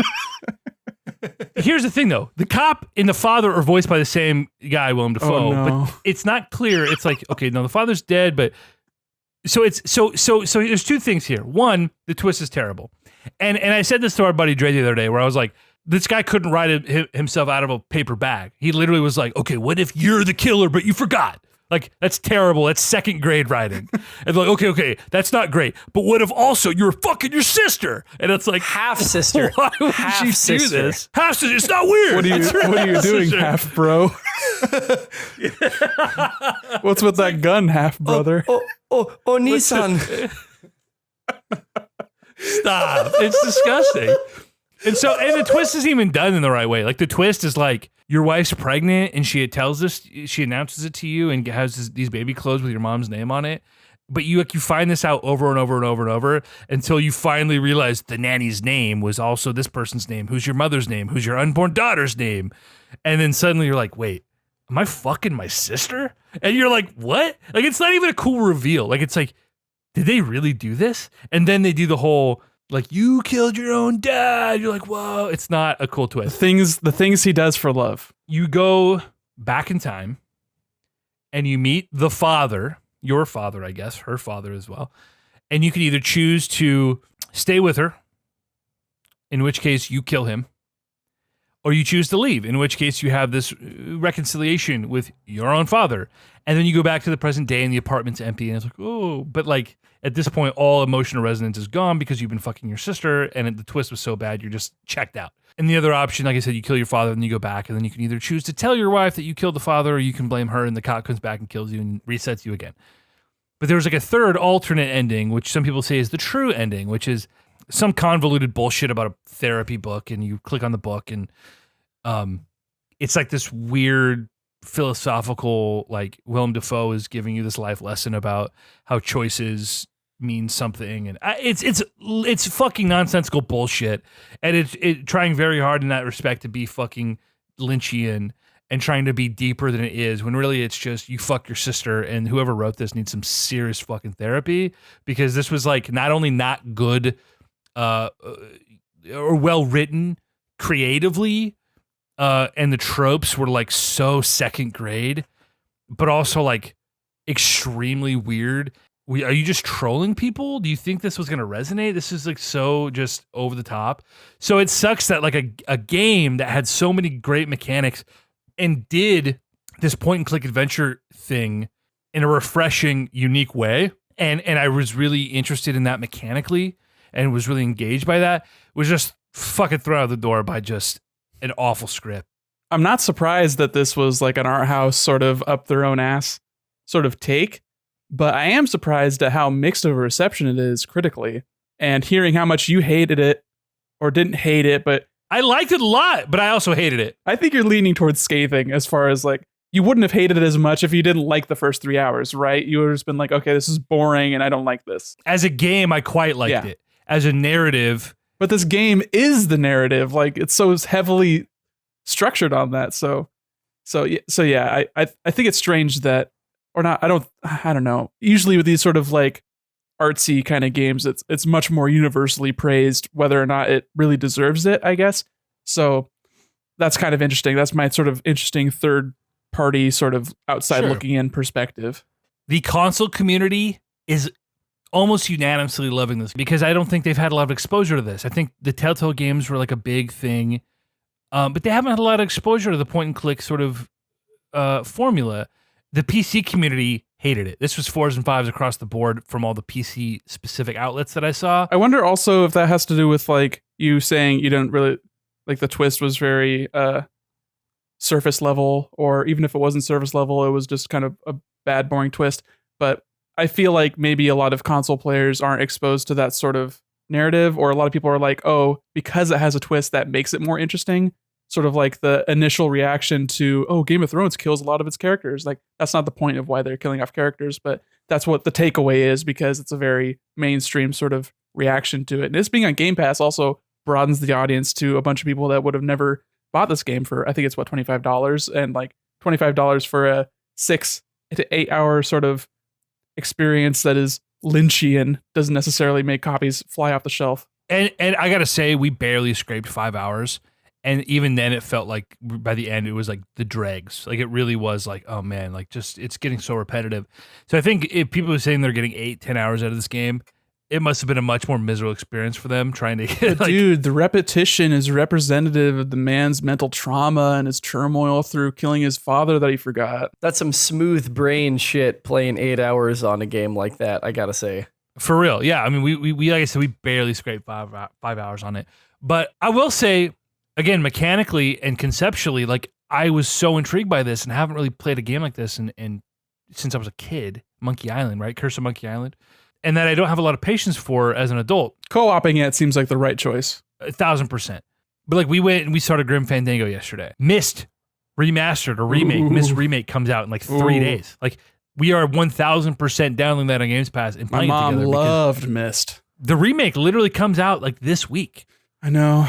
I should probably hop on. I should probably buy that for her. You know, that's so cool. That's so cool. I would, dude, in some weird world where we can get your mom to talk on a podcast about Myst after we've played it, would be amazing. That'd be awesome. If you get so Annette cool, dude. Durheim to commit to being on this podcast, I will play Myst. Yeah! And we won't even swear at all, Nick. I'll completely watch my language the entire time. I'll agree to that right now. No guarantee she won't go back to prior episodes and be like, wow, I listened for 10 minutes and I couldn't get past it. No, my mom tried to listen to the podcast once upon a time and she was like, nope, couldn't do it. You guys swore too much. I was like, I'm sorry, Mom. That's how we talk. Sorry, Cheryl. We're not smart enough to use our words good. I like to use swear words for emphasis, okay? Also, I'm a fucking monkey, so whatever. But anyway, that's my rant on Speaking of monkeys, if we're talking about games we played recently, I want to give like 2 minutes to something I literally just played for the first time last night that was one of the more like interesting avant-garde gaming experiences I played. Have y'all heard of a game called Ape Out? Ape Out, yeah. Yeah. Have you played it? I watched my buddy Drake play it. So it's this really very like block of colors, cell shady kind of thing. And it's got this like very Birdman style, like hot jazz drum soundtrack. And that's like all the music. And you're literally this gorilla who is escaping from this facility. And it's top down. You can only see the like borders of the maze basically that you're getting out of when you get close to them. So the world kind of reveals itself as you move. And it's just this like drum score. You have two commands other than moving. You can either grab the different soldiers that are trying to stop you and aim them at different people. And like right after you grab them, they'll like fire a shot so you can use them to like hit people and pushing them. So you can like grab them, throw them, they hit the wall, they splatter. And every single time that you grab somebody or you shove someone, you get like a big kick on the cymbal or a big fill. And it just like creates the soundtrack as you're playing the game, basically. And so it's just this different, like, again, like free jazz drumming as you're like running through as this big, like pixelated color, like block gorilla. And I was just like, what the fuck is this? This is like one of the most interesting things I've seen in a minute. And there's 4 different albums basically that you play, and each of them have like 8 to 10 stages. And you get through like the first half and it flips over to side B and the track changes when you're going through the different environments of this maze. And there's like different types of enemies. There's like a normal enemy that fires a single shot if you hold them. There's a heavy that fires like a shotgun blast. And then there's guys with explosives that you have to be really careful with, because if you throw them into the wall too close to you, they'll blow you up and you'll die. And it's procedurally generated. So like the maze you're getting out of is a little bit different every time. And you're just making this soundtrack as you go. And I mean, like I was pretty high when I played it last night, and it was fucking wild. I was like, it made me want to keep playing, and the music was just like so engaging, and you know, the gameplay is really simple. So it's like, okay, how do I get through these different pickles? Like, you know, you rip this like metal door off of a wall, and then you're moving through this like long hallway. And so it's like, okay, how can I like keep the door as a shield in front of me, and then like throw it at the right second to hit the guy with the explosive so he doesn't blow me up. Yeah, it was so interesting. It was so strange and interesting. It makes me want to like buy it and go back and do the other three albums, the other 3 levels that I didn't do. It was just a weird little fun little game. Drums, music, monkeys, roguelite. This is like my wet dream right here. Yeah, the only thing that kind of turns me off to it is it's like a top down. It's sort of like if Hotline Miami was a procedurally generated monkey puzzle. So it's still like the murder puzzle aspect of Hotline Miami, but with this procedurally generated jazz drum track that's happening while you're playing it. It's very striking looking. I would recommend looking at like a gameplay trailer or something like that. It's really fucking cool. Yeah, so that's just a little, like literally 2 or 3 minutes on this weird fucking game that I played last night. There's something else you've been playing, and we're going to get to that in a minute, actually, because now that I think about it, Nick, you've also been playing Monster Hunter Stories. Chris, you've been playing Hollow Knight, and that's one of Nick's favorite games ever, and you being a huge Metroid fan, you guys are going to deep dive on that in a second here, but Nick, tell us a little bit about Monster Hunter Stories. This is a game that I thought looked like it dumbed the Monster Hunter experience down to its essence and then put it in a really cute chibi skin, which was like way more my speed than a typical Monster Hunter game. So I'm kind of curious to know how you felt about it now that you've beaten it, and if it's something that I should look into. It's really nothing like Monster Hunter, so if that's what you're expecting, then I would change your expectations. This is even better. This is like a Pokemon game or a Dragon Quest Monsters game. It's turn-based combat. You see the monsters out in the field before you engage in combat with them. You start off, and it's got a cute sort of. The basis of it is Monster Hunter, and like the characters and like the story is all Monster Hunter, and sort of like the different ways that these different groups of people interact with the ecology and interact with these monsters that just exist, and how some people are hunters and they try to influence the environment to make sure that there's not too much of one monster ruining everybody else's life.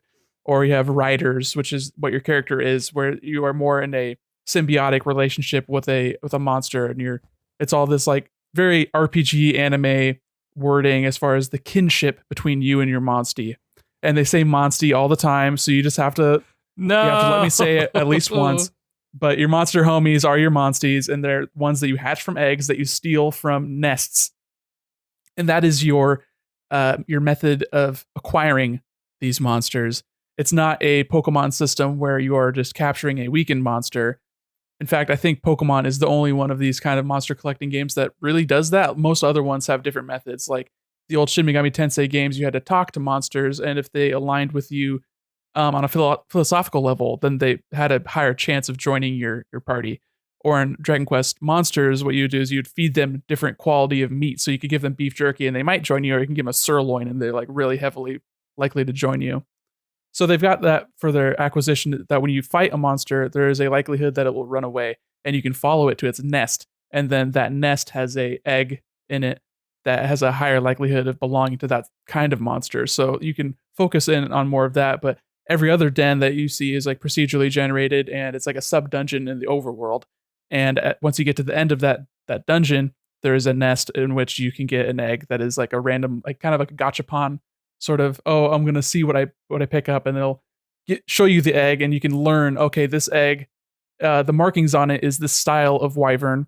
So I know this is a flying wyvern, and the colors sort of look like what could be a Puke, who's this like poison chameleon lizard dragon thing.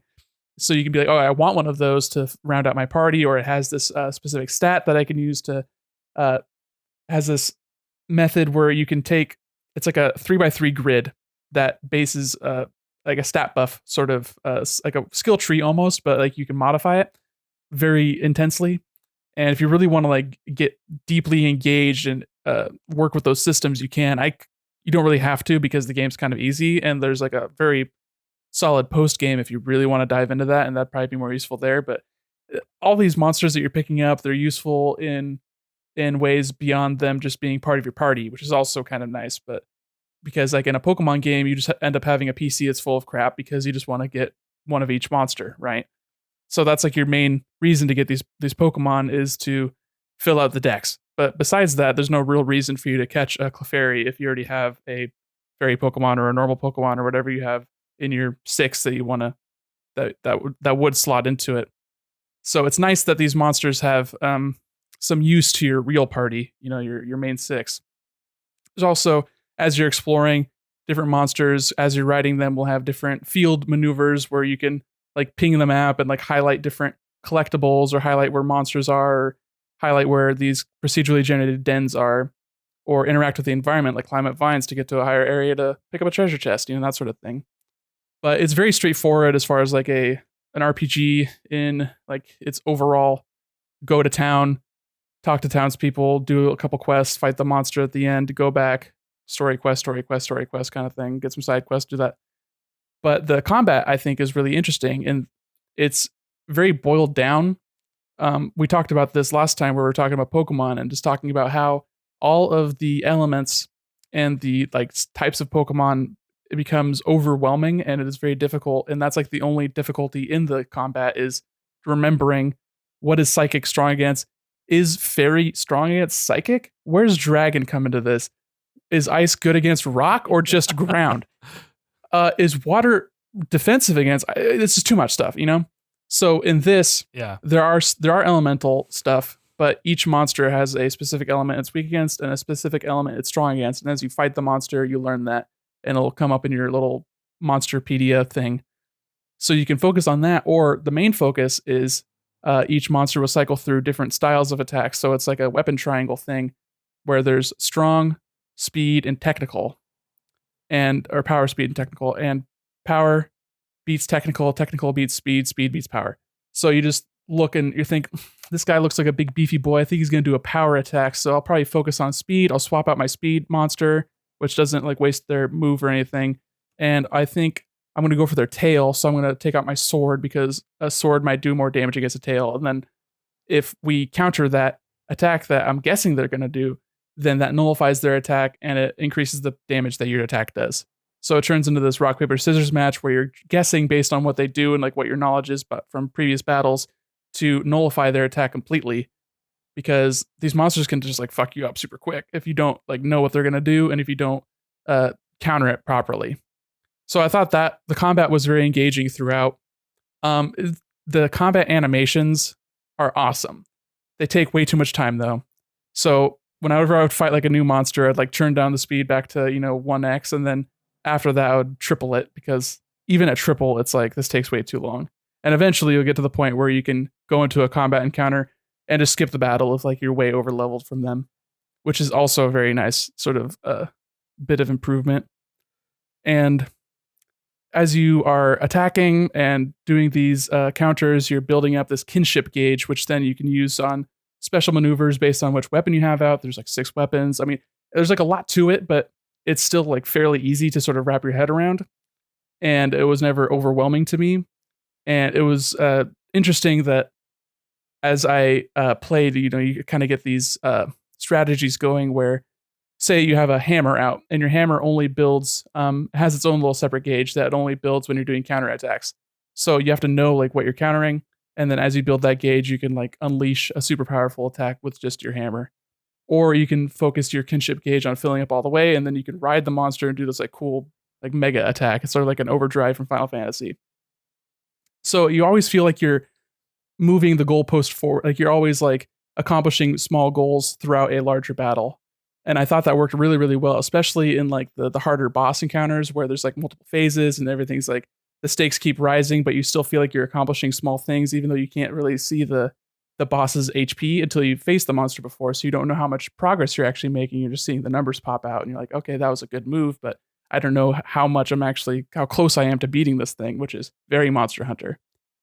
And overall, I like the combat. It was a little bit slow sometimes, and then if you come to this for like story, I mean, it's a very much like a children's kind of story. It's got like big character, friendship beating the bad guys kind of vibes.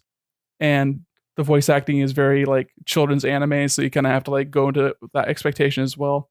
But if you're looking for something that kind of scratches the itch of a Pokemon without being Pokemon at all, then I think this can scratch that itch. But you just have to go in like knowing that what you're getting yourself into, I guess. I think I spent about 40 hours beating this game. I haven't done any post-game stuff. There's totally way more stuff I could do. I could try to face all the unique monsters. There's like unique, stronger versions of enemies that will one-shot you every time. So you have to do like perfect counters basically all the time, which is really cool. And it's like that adds tension and stakes to a fight that wouldn't normally exist.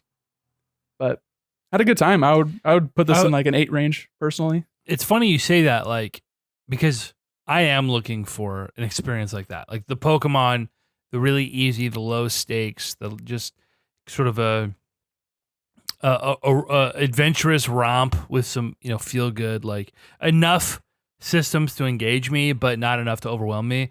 I was actually going to ask about the story because I look at Monster Hunter, whatever, the one that came out on PS4. World. It just felt like systems upon systems upon systems. It was overwhelming. It was too much, and I'm not looking for that in my day-to-day gaming, I don't have the patience or the time.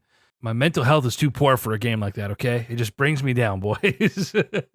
but something a little bit lighter, enough to keep me engaged. So I'm curious to try it. Is there like a demo for this game? Yeah, there is a demo. Okay. There's a demo on Switch. I don't know if they ever released one for Steam. I would recommend for you. I feel like you would find it unplayable on Switch. Oh, really? Because of how up and down the frame rate is, and it is unlocked, which is nice when you're in like a small area and the game is like running top speed and it's hitting like 60 frames per second. But it is never running at 60 FPS. It is always like wavering rapidly between like 25 to 35. Oh. And it's the frame pacing that really like makes it rough and it's like tough. And I got past it. I got through it. I was okay with it. I made my peace with it. But I know for you personally, you would not want that experience. You'd get super frustrated. You would rage quit immediately. What a detriment. So many really fun games have been ruined by, technical issues like that. That's frustrating, man. If you can play a demo on Steam, if they have that, I would recommend you do that. If not, then try the demo on Switch and not base your judgment on it on how it runs, because on PC, you're going to be running it just fine. But just to sort of engage with the mechanics, they actually give you quite a bit of like room to play with as far as like the demo's breadth and depth.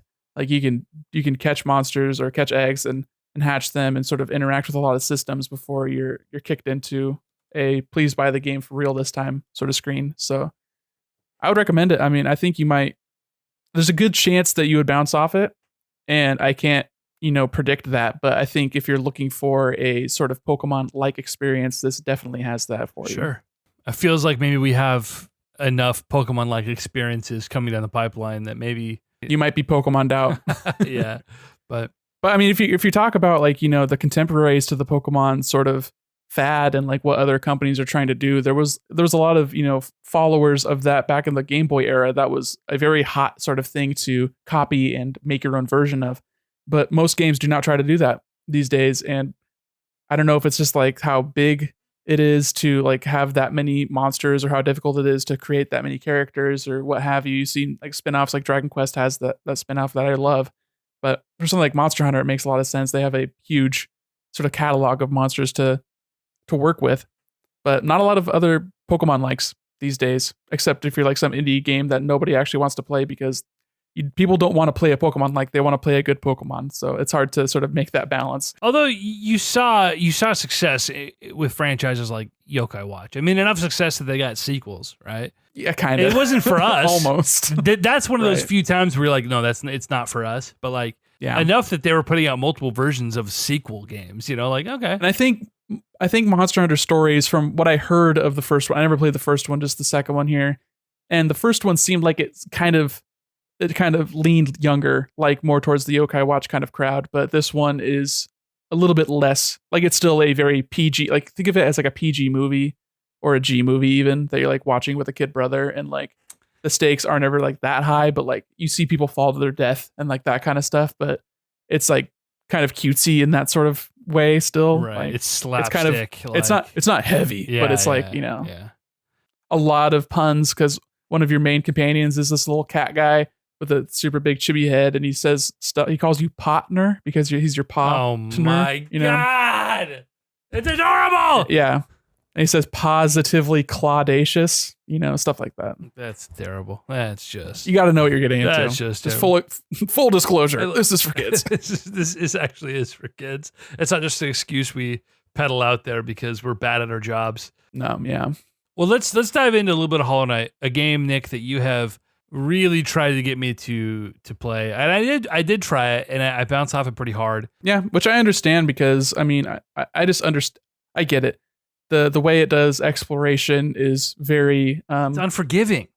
there you go. Just go do it. Just go do the Yeah. thing. The combat I thought you would like, because you like that sort of fast, low damage, but you're hitting the thing a lot, which is very fun and reactive. So I thought you might like that, but it wasn't enough to keep you hooked. But for Chris, I told him, hey, if you want to play the best Metroidvania game of all time, then this is the one. This is the one you got to play. And he's like, oh, I've tried, but I didn't get into it. But I'll give it a real shot this time. And he finally fucking did. So here we go. Dive into this because Chris, being the longtime Metroid fan, and we're coming off the heels of the podcast where you two specifically really deep dived on the Metroid franchise. Nick claims this is the best Metroidvania game, but that includes Metroid and Castlevania games, I assume. In his opinion, this is the best one. This does the formula better than any other game that's come before it. So I'm curious, now that you've just beaten it, this is so fresh, I want to know. I want to know when I come back. Let me ask this question, then leave. Yeah. I have to pee so bad, fellas. It's been 2 hours. You got that cup right in front of you. I'm going to let it out. I'm not going to pee in front of you, fellas. Not again. Again? Oh, dude. Freaking again? Nick has seen it all, brother. It's true. Things I wish I could traumatize out of my brain and forget until I face my cop, not father, Stop. and my sister wife. Stop it. Okay, I'll be right back. I mean, really, if Daisy Ridley was your half sister, I'd think about it. Anyway, so I said this in chat when I was a ways into the game, and I'm doing this while EJ's not here, so he can't crow triumphantly, but this is a better Metroid game than Metroid's ever made, in my opinion. It takes the atmospheric, moody, isolated experience of exploring this strange subterranean world and just elevates it to a level that I didn't even know was possible. The art direction with all these little bugs that are there's so many similarities between them in terms of the masks that they wear or don't wear, and what that means, and how it impacts the way that they interact with the world. And the soundtrack's fucking incredible. Like, I would listen to it 7 days a week, twice on Sunday. Thank God it's on Spotify, right? Just like, I need to get hyped up. I'm going to put on the Mantis Lord battle music. Oh, and what a battle that was. But I am shocked at how good this game is. Like, literally shocked at how good this game is, that I started it a couple of weeks ago and was like dabbling a little bit, but in the last week went like full on like binge mode For sure, with just a couple days of just long play times. And I put almost 40 hours into this game to beat it to completion. But I'm having a hard time with the fact that the way that I proceeded through the game isn't like the way that you proceed through the game, because it felt so fucking natural to find everything in the way and the order in which I did. But I know that there are myriad ways that you could have like come upon all these things. Like, I'm very, I love exploration. I'm a big Metroid fan. And so I dumped all of my like in-game currency into things that would aid my exploration, like the quill to record new areas, and the lantern fly items The so that I Luma could see fly. in dark. Yeah, so that I could see in dark places, because I wanted to be able to explore everything. At the cost of a lot of stuff that would have aided my combat, because I wanted to be able to go anywhere. And just that I would be, poking around an area like the Crystal Peaks and go, oh, awesome. Like, there's something over there. I wonder if I can jump to that. I can't. Oh, I've fallen into this completely different area. I wonder if that's the only way to get here. Oh, they're giving me this item, the Dream Nail. And then later discovering, oh, that's a major quest item. And that I could have accessed this area in so many different ways, but that it just felt like that's the way it had to happen. That would have been the way it had to happen. Because I think that the way I got to the that's the burial grounds, right, or something like that. The graveyard, the resting grounds, the resting grounds. Yeah. I'm pretty sure I got to the resting grounds through the tram, and you get the tram key, I believe, in City of Tears or something like that. And I think that's how I got to the resting grounds. That is fascinating. You get the tram key like way in Deep Nest. Yeah, I did Deep Nest right after Mantis Lords. I just kept going, and I had gotten the Luma Fly Lantern similarly. So I was just like, well, this place fucking sucks, but I'm just gonna keep going. That's so interesting, because as soon as I got in there, I went, I'll come back to this, because I had so many other things that I went, oh, I can't get there yet. How do I get there? And so I like left Deep Nest alone. The tram key was like one of the last items I got. And I barely used it as a result, but I am absolutely shocked at how good this game is. The combat is just like pitch perfect. It's so well balanced. They did the formula of like enemy iteration that you see in games like Metroid. That you've got like your thing crawling on the bricks, and then your armored thing crawling on the bricks, and you got your flying enemy, then your flying enemy that's going to dart at you, and your flying enemy that's covered in moss or whatever. Your flying enemy that shoots projectiles, that shoots 3 projectiles, that dives at you. I mean, there's so many enemies in this game. It was just such a haunting and beautiful experience. And I in chat, Nick, you had said like, imagine if Metroid did NPCs like Hollow Knight. And I mean, like, first of all, imagine if Metroid did NPCs, like, period, full stop. But I played Corruption. Like, stop. just stop. We don't speak of that. It's fine. All of these characters that you'd meet in just sometimes they'd just be little one-off encounters, and you just hear this interesting little nugget about like why they're down there or what they're doing.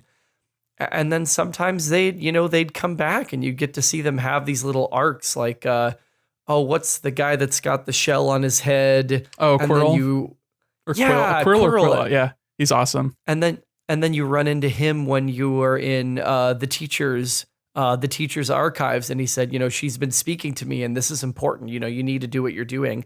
And then running into him again, almost at the end of my entire playthrough at the Blue Lake, where he's like, I just want to rest for a minute. And I'm like, holy shit, like this is making me really emotional. And or Cloth, the big woman who is just like, I know I'm big, but I'm having such a hard time being strong.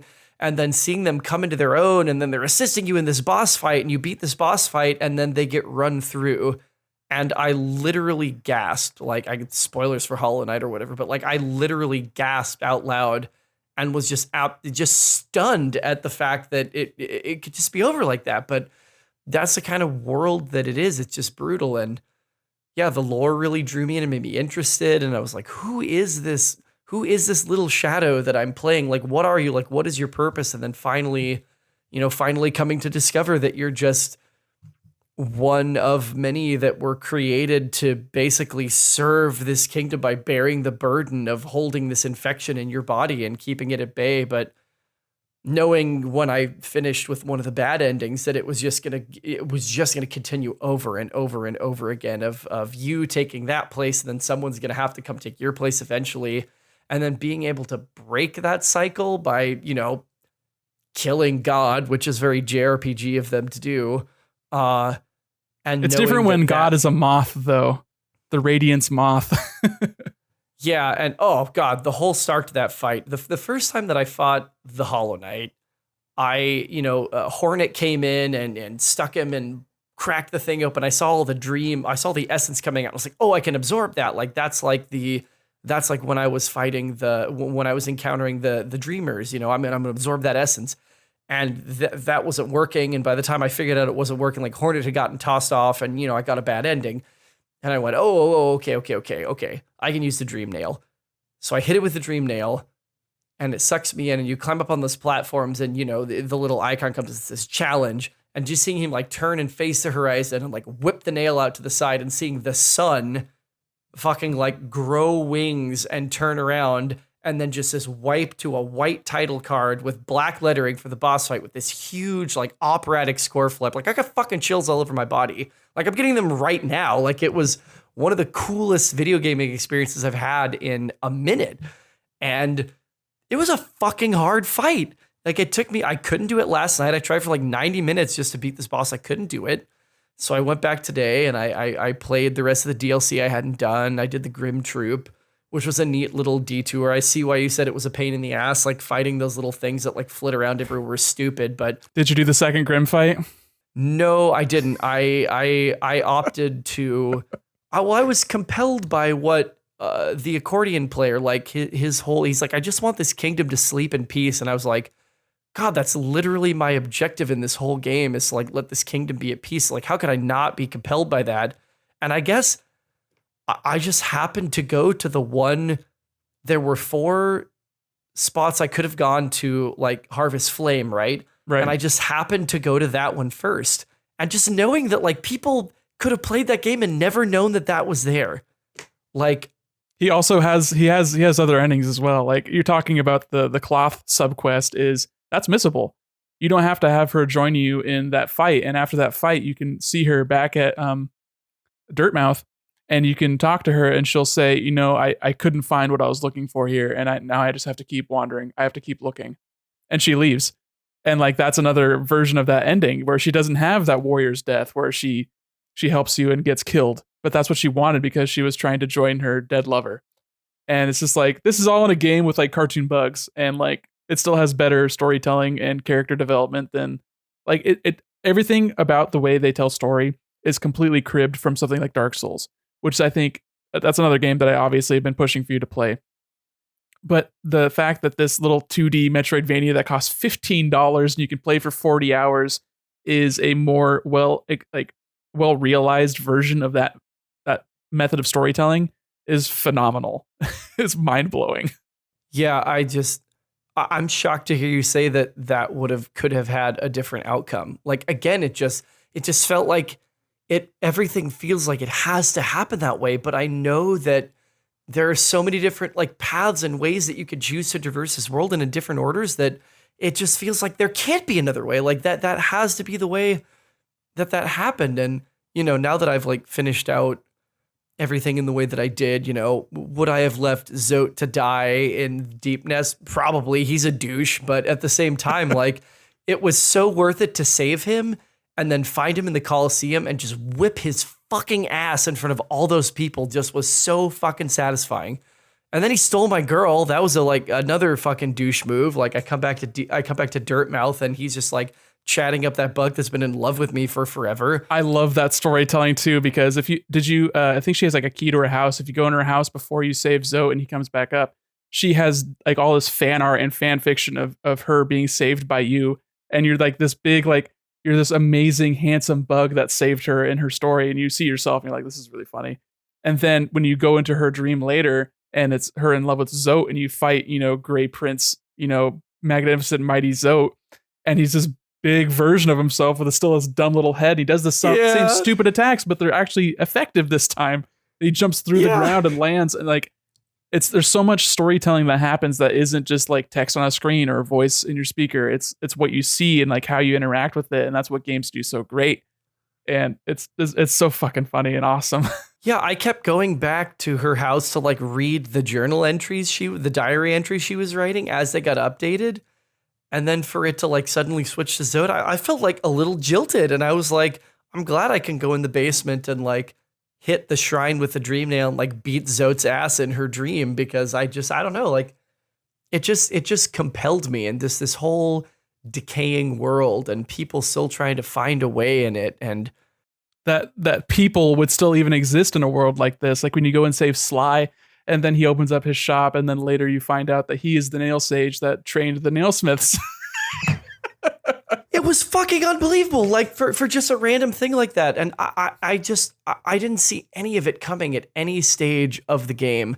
Yeah. Like getting all the nail arts and coming back to like say, oh, does he have more charms? I go, oh, he has a basement, and going into the basement for him to be like, yeah, it's me. I was like, that's fucking unbelievable. Like this tiny little cricket I saved in the introduction area, who's the shopkeeper, is this just like incredible swordsman, and gives me like, in my opinion, one of the best charms in the whole game that lets you quick charge your nail arts. I mean, I was like spamming Great Slash all fucking day long, every single boss fight. Love the sound design of that hit. It reminds me of, it doesn't sound like it, but it reminds me of the satisfactory hit you get from the home run bat in Super Smash Brothers.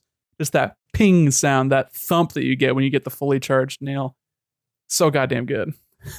Yeah, and I mean, just the way that you can really effectively make so many different builds. Dude, just the charms system, it's like Paper Mario writ large. It's amazing. That's the kind of skill tree I want, where it's customizable based on the scenario that you're in. You're like, oh, I cannot get close to this boss fight, so I'm going to actually start using these spells and do like distance attacks and like try to focus up this essence while in the meantime. I love the way you can approach things differently based on this huge toolkit that you get. And it sort of asks you to also that I'm very bad about this in RPGs, that I have like the way I want to play, and I will beat my head against the wall without changing my like loadouts unless the game very clearly says you don't have a choice. And the Final Fantasy VII Remake did a great job of that, where it was like, if you don't understand the way that these 4 characters' skills can be used, you're going to have a bad fucking time. And it was the same in Hollow Knight with some of the Warriors' Graves that I went, I am just not able to beat this. And it's like, well, you don't really have time to heal, so why are you wasting 3 charm slots on the quick focus charm when you could be doing something that makes your spells cost less to cast and make them do more damage, right? Like it asks you to consider the systems carefully when you're approaching a situation, or even traversing an environment like in the White Palace. Man, it probably took me like 2.5 to 3 hours to get through that whole environment. And it's literally nothing but platforming. But eventually I went, oh, why do I have all these combat charms on? I'm literally not fighting anybody, when I could use the Hive Soul or whatever, the one from the Bee's Nest. Right. That literally every time I would like hit a spike and have to restart, I could just wait and that health would regenerate. Or even something like the long nail. If you get the 2 ones that extend your reach, that also extends your reach for like doing the down swipe, so you can bounce off the saws easier. I didn't bounce off a damn one of those things. I didn't even want to fuck with that. I was like, no, I'm going to perfect platform all of this and avoid them. I don't want to touch them. So I didn't even think that you could do it a different way. Like, well, did you do White Palace, or did you finish the Path of Pain? that gives you the little cutscene with the Pale King and the Hollow Knight. What is that? Oh man, there's another area that you can access inside the White Palace that is a harder version of the platforming up to that point, and you go like up and around, and then you get a little cutscene that lends even more light. It's if you think the scene where from the Abyss that you saw was lightning, it's like that. How do I what? I combed the shit out of that palace. Like, And then it where the fuck was cultivates that? it cultivates in a fight against two King's Molds, which are the guy that not the Yeah. those guys. Where So they're a pain God, in I'm the gonna ass. have to I'm gonna have to look at that because I thought that I had went everywhere that I could possibly go there. Wow. Yeah, because otherwise you just get the corpse of the Pale King, right? And that's where you get the half of the King's brand, and then you get the other half from the White Lady. Yes, that's where you get the other half of the King Soul. Yeah. So, dude, it's so unfortunate too because the King's Soul is awesome. Like you just passively are like regaining essence, but then you're like, well, I need the cool thing. I need the Dark Heart or whatever it's called, the Void Heart. Yeah, you got to have the Void Heart, and that was neat to finally get the answer that I've been waiting for. Like, who is this character? And just to know, like I said, that he is just one of many that was created to serve the kingdom by absorbing this infection, and that he has the potential to break the cycle again by killing God, which is my JRPG brain was just on fire. And just the fact that the Hollow Knight is not you, it is the character that you are replacing in some endings because they are an imperfect vessel. Because they had an idea instilled, they had a voice to cry out suffering, and just this like the writing that does show up in the game is amazing, and it is not up its own ass. It is just perfectly in tone and consistent and concise throughout the entirety of it. And not every character is like speaking these deep riddles, but when you do go to the Mask Maker and you find out about characters not having a identity and adopting a mask and that becoming their identity, and how that relates to the way that the Radiance is infecting this world with thought, and that a hive mind is not necessarily a good thing, but it can be a defense against a separate hive mind, and how you see these different factions of characters like the Mantis Lords, or in Deep Nest with the Weavers that all left. And that is the premise sort of for Silk Song, is that Hornet is this character who is Hornet's mother is Hera, who is the beast. She is one of the dreamers, and her father is the Pale King, and that the Pale King gave Hera the gift of a child that has God's blood in it, a God's blood in it, and that's Hornet's like conception is this.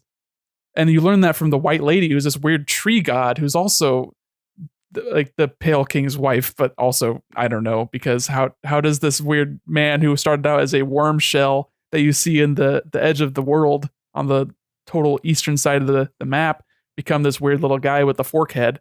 You know, it's just there's just so much that happens and that you can like focus in on, and it's just a broad world that happened, and you're just discovering or not discovering. Maybe you just watch a YouTube video about it, but fuck, dude, it's so fucking sick. And talk about David Lynch in terms of like dreams and dreaming, and who is the dreamer and what does it mean to dream. That, I mean, it is literally killing this place. That I once I got the dream nail, and I realized pretty quickly, like, oh, I can read people's thoughts with this. That's interesting. And then I'd see a corpse, and I would hit it, and I would get a thought, and I would go, oh, that's not a corpse at all. They're asleep. Because if it was a true corpse, I wouldn't be able to read their thoughts. And so just to know that this whole premise of it's going to preserve how, you know, the dreamers protecting the kingdom by keeping us all asleep, which is going to keep the infection at bay. I mean, it's just it's cancerous. It's killing this place, and it's I don't know. And the only reason why the infection is attempting to infect these dreamers is the fact that they are conscious, and that their consciousness is only given to them by the Pale King. And before he came, that everyone was just mindless animals. They were just bugs like the enemies that you fight that are just wandering around. And that they've like when you're in the crossroads at the beginning of the game, and you're fighting these mindless they're husks. They're called husks. They're basically zombies. They're these bugs that maybe they used to be civilized. They used to have thought. They used to have self-referential belief and consciousness. But now they are just animals and they're walking and they'll charge at you and they'll attack you. But they're not yet infected. They're not taken over by the Radiance yet, because later when you go to the infected crossroads after you've defeated enough Dreamers, then they suddenly have like the yellow goop coming out of them. They got that dream goop, and then when they die, they explode, and that changes like the way that you interact with the world in that area, and it's like a visual change to show how much you've progressed the story, but it also reflects in a gameplay way, and like there's a lore version, there's like a lore reason for it too. I love that shit. Yeah, I mean, I want to go like watch lore videos, because you're even just in this recording saying a bunch of stuff that I went, oh man, like yeah, I wouldn't have thought of that. That's really interesting, and stuff was illuminated through DLC. Like there's a whole lore that was added when they added the Grim Troop, or when they added Godhome, or even like, so there's an ability they can get with the Dream Nail where you can make a little teleporter thing, and that was added as DLC. Where, I mean, I don't remember what version I played, because I played it a little bit when it came out on PC, and then I played it for realsies when it came out on Switch, because I knew it was coming to Switch, so that's where I wanted to play it. And I think by the time it came to Switch, it already had the Grim Troop, but then Godhome was coming out in like a few months. So I never like naturally played Godhome, but there's so many cool boss fights that I would love to experience. Like the fact that you can fight Sly in the Godhome expansion is like, I would love to do that. I would love to fight the Nail Sages when there's like two of them and you have to fight both of them at the same time. Like that's really cool too. Or even fighting I can't remember the real version of the Dung Defender is called, but like his all white version, or Pure Vessel, where you fight the Hollow Knight and he's not infected. The version of the Hollow Knight that is the true Hollow Knight is the Pure Vessel. Is just so fucking cool. Can you fight him outside of the Pantheon? Well, because there's a Pantheon where you fight everyone back to back to back, and I think once you progress to the point where you have beaten him, then you can fight him one-on-one, just like do a one-off fight. And I think the same thing is true with Absolute Radiance.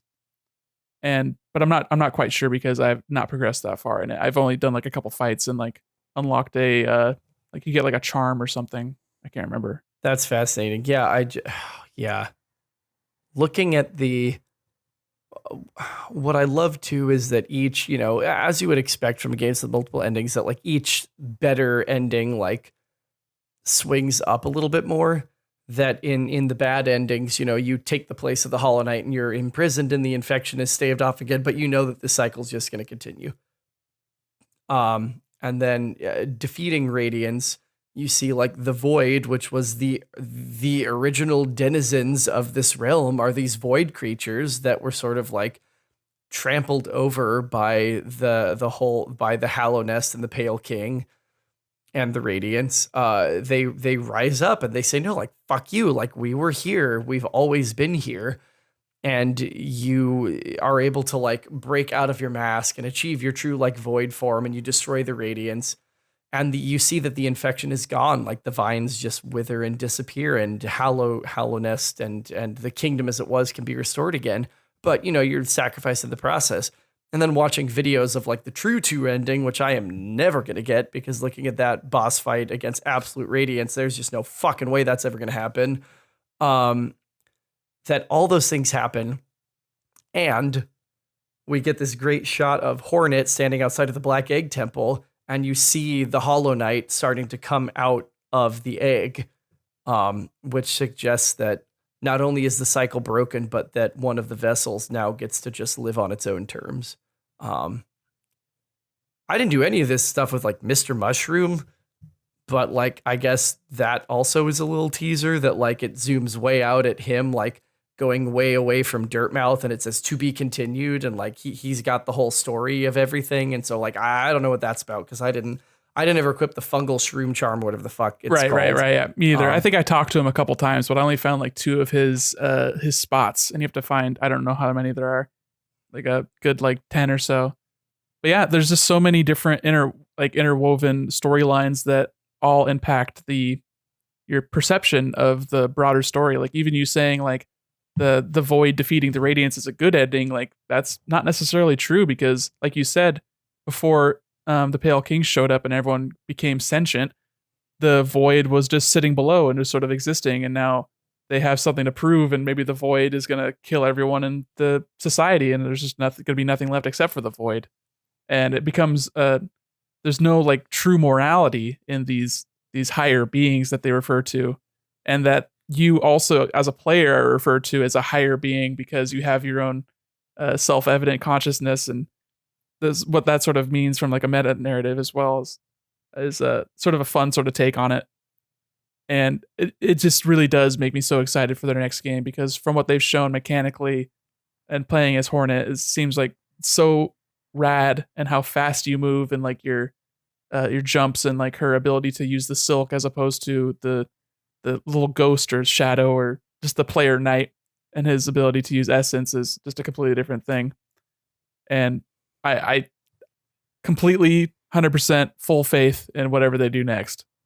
Yeah, I'm thrilled. I know that.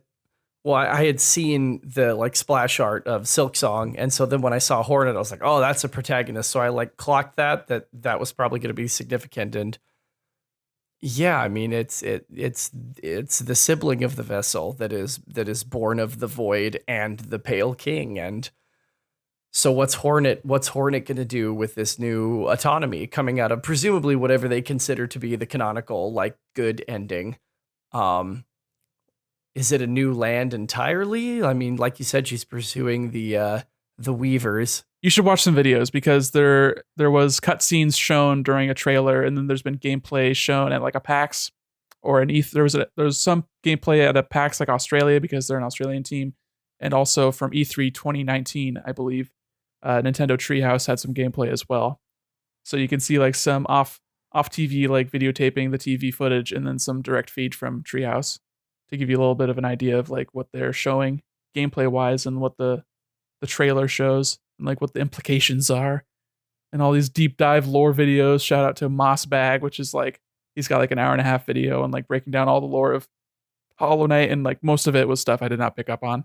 I'm really like actually not good at picking up on lore stuff like while I'm experiencing it. Like I sort of get like the tone and like the vibe and like the sadness and like the feeling of it, but not really the oh, this happened and then this happened and that's why this character knows this character and that kind of stuff. So hearing it broken down, I see it, and then I'm like, I didn't make that connection, but this is like giving more context to the feelings I was feeling when I experienced it myself. Yeah, totally. I got big strokes, but like the minutia, I seriously doubt that I retained a lot of it. So yeah, I gotta go watch one of those, and I'm sure I'll enjoy it a lot.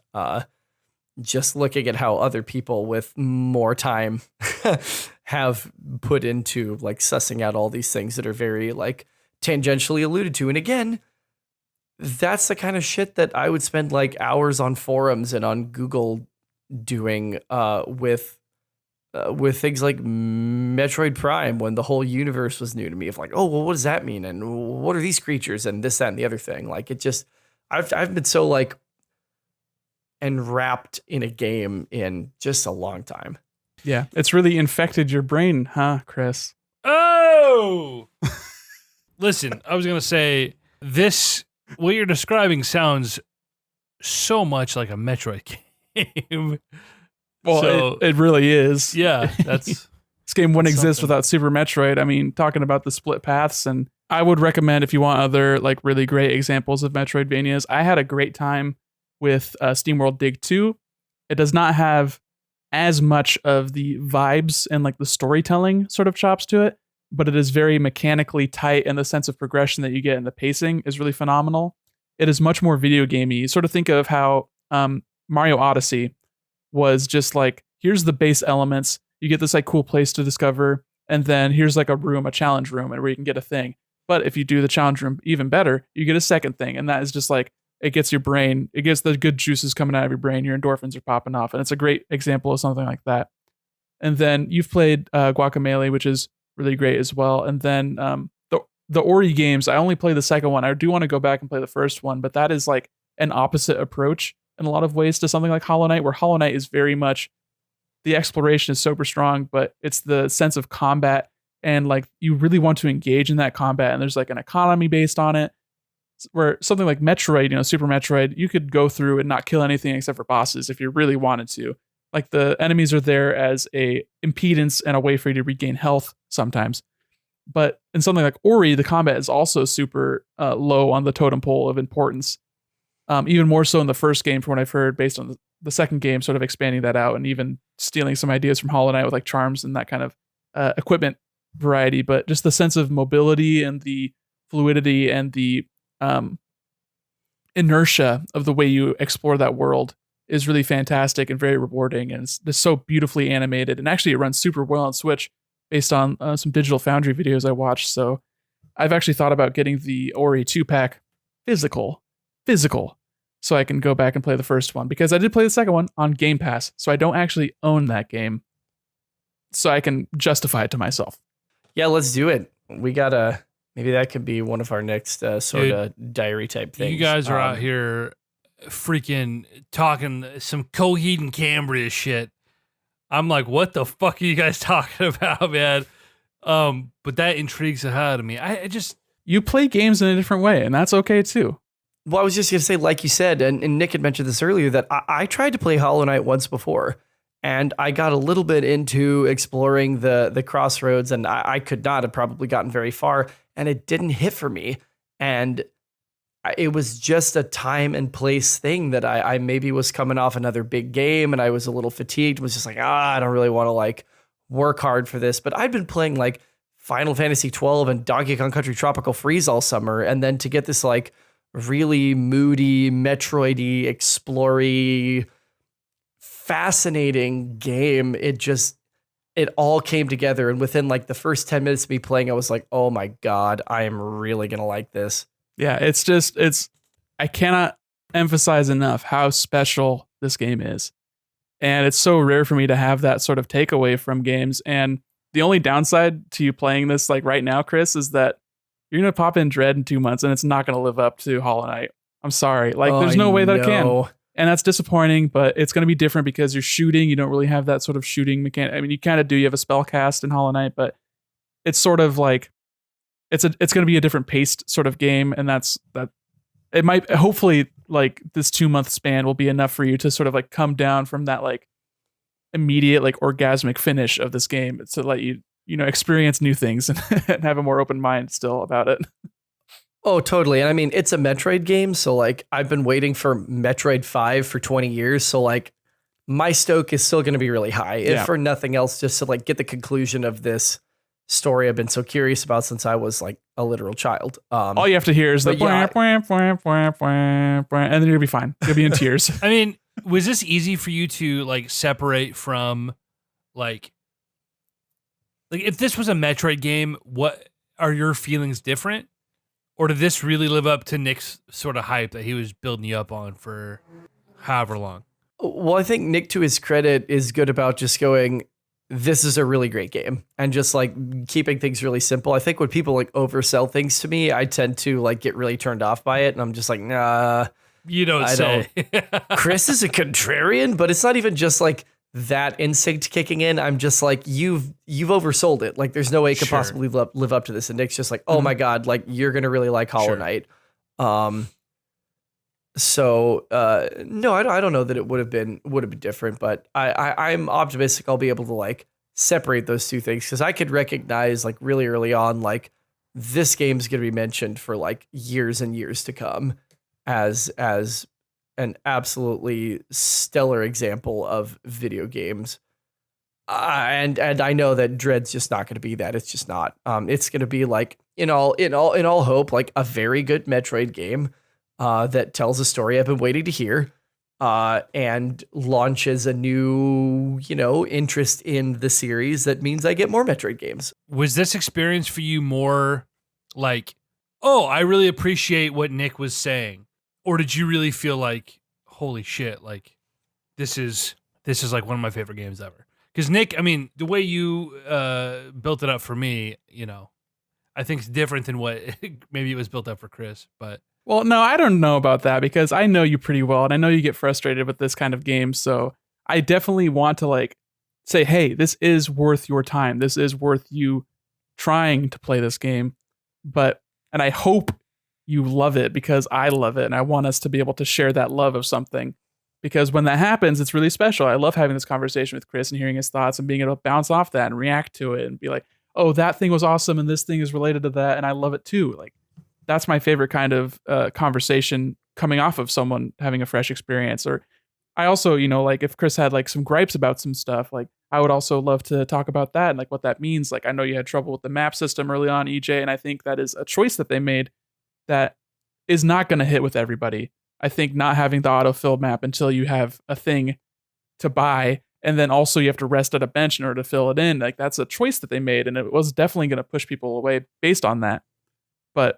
And I love having those kinds of conversations, but I know that you have a tough time sometimes getting into a game that pushes back a little bit, or if you're just not in the right headspace, like that's understandable. That's fine. The way you experience games is totally for your benefit. You don't have to play a game to make me happy. You have to play a game to make you happy. It's funny is I was listening to episode 69 of the Constant Crusade podcast, and nice. I was like, there was a point where you were trying to break down. You're like, I don't understand what you like, and you're trying to sort of articulate it from your perspective.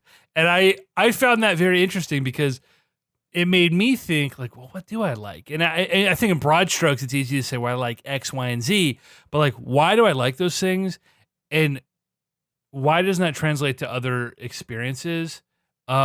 It's I don't know. I really don't know. You're a capricious gamer. Any way the wind blows, it'll change the way you're experiencing something.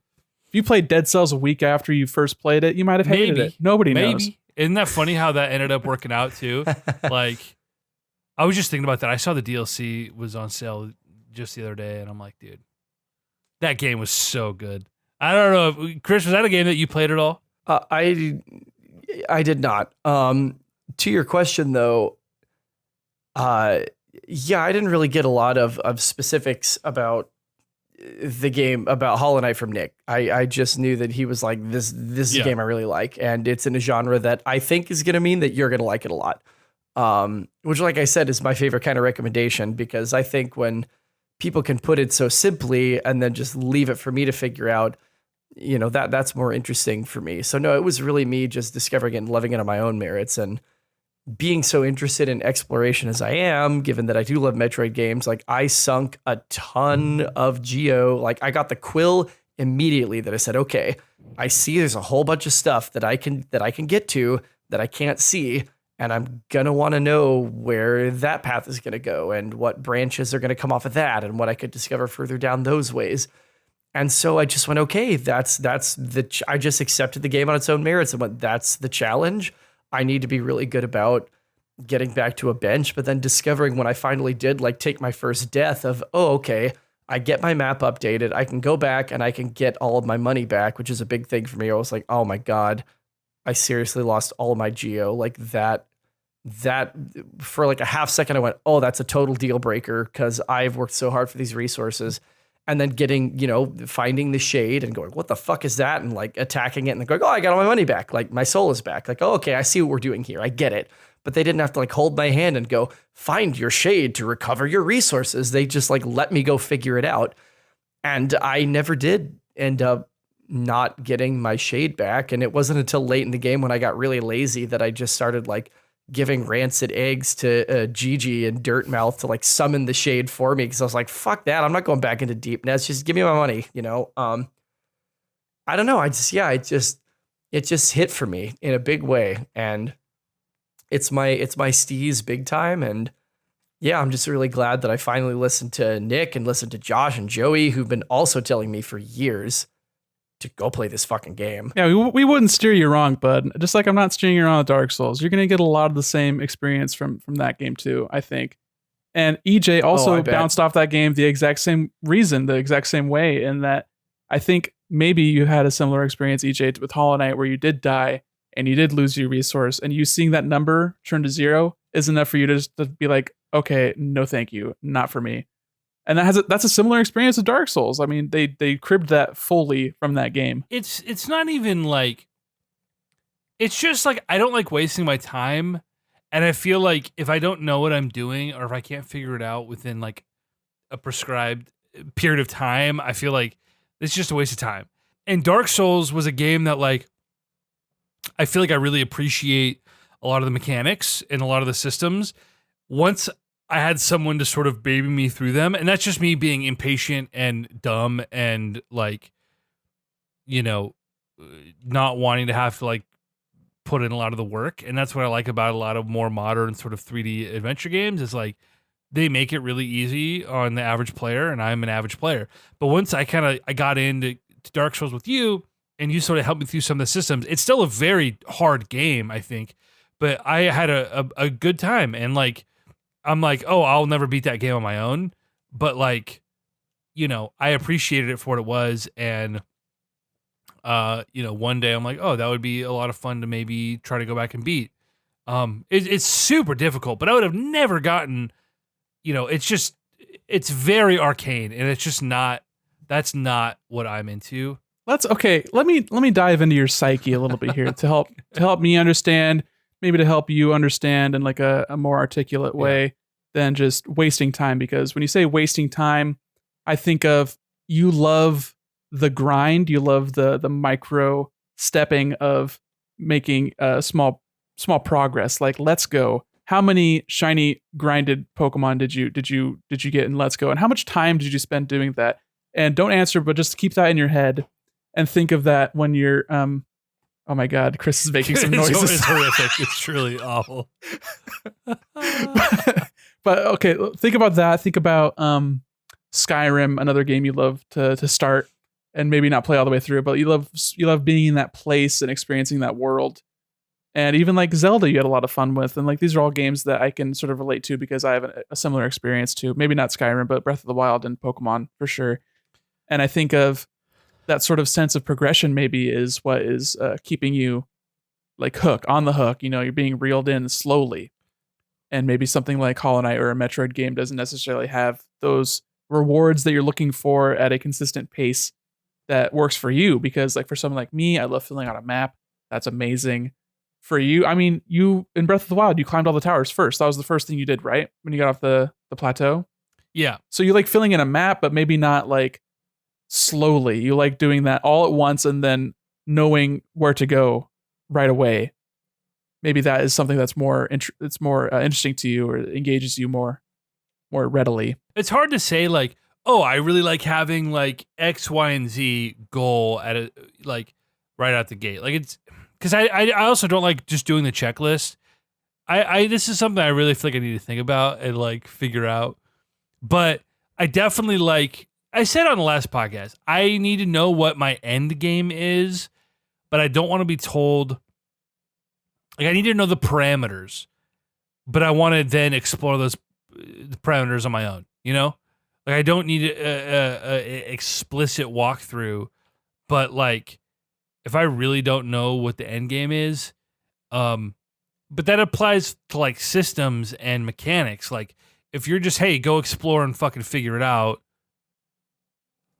it's hard for me to wrap my brain around that. And not even maybe like technically speaking, but just like, again, the patience level of like, man, I just like, tell me if I do this, then this thing happens. And then I'll go explore your world, Like, I don't want to have to like figure all that out. And at least with Hollow Knight, that was my thing was like, it just felt very much like.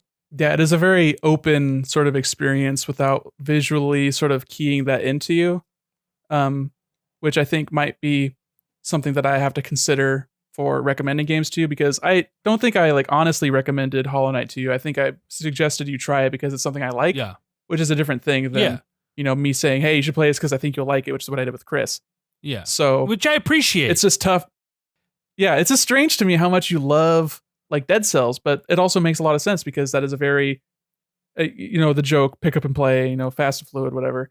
But it is very short in its progression system. It's a very each carrot on the stick is like right in front of you, and you reach that carrot all the goddamn time. Right.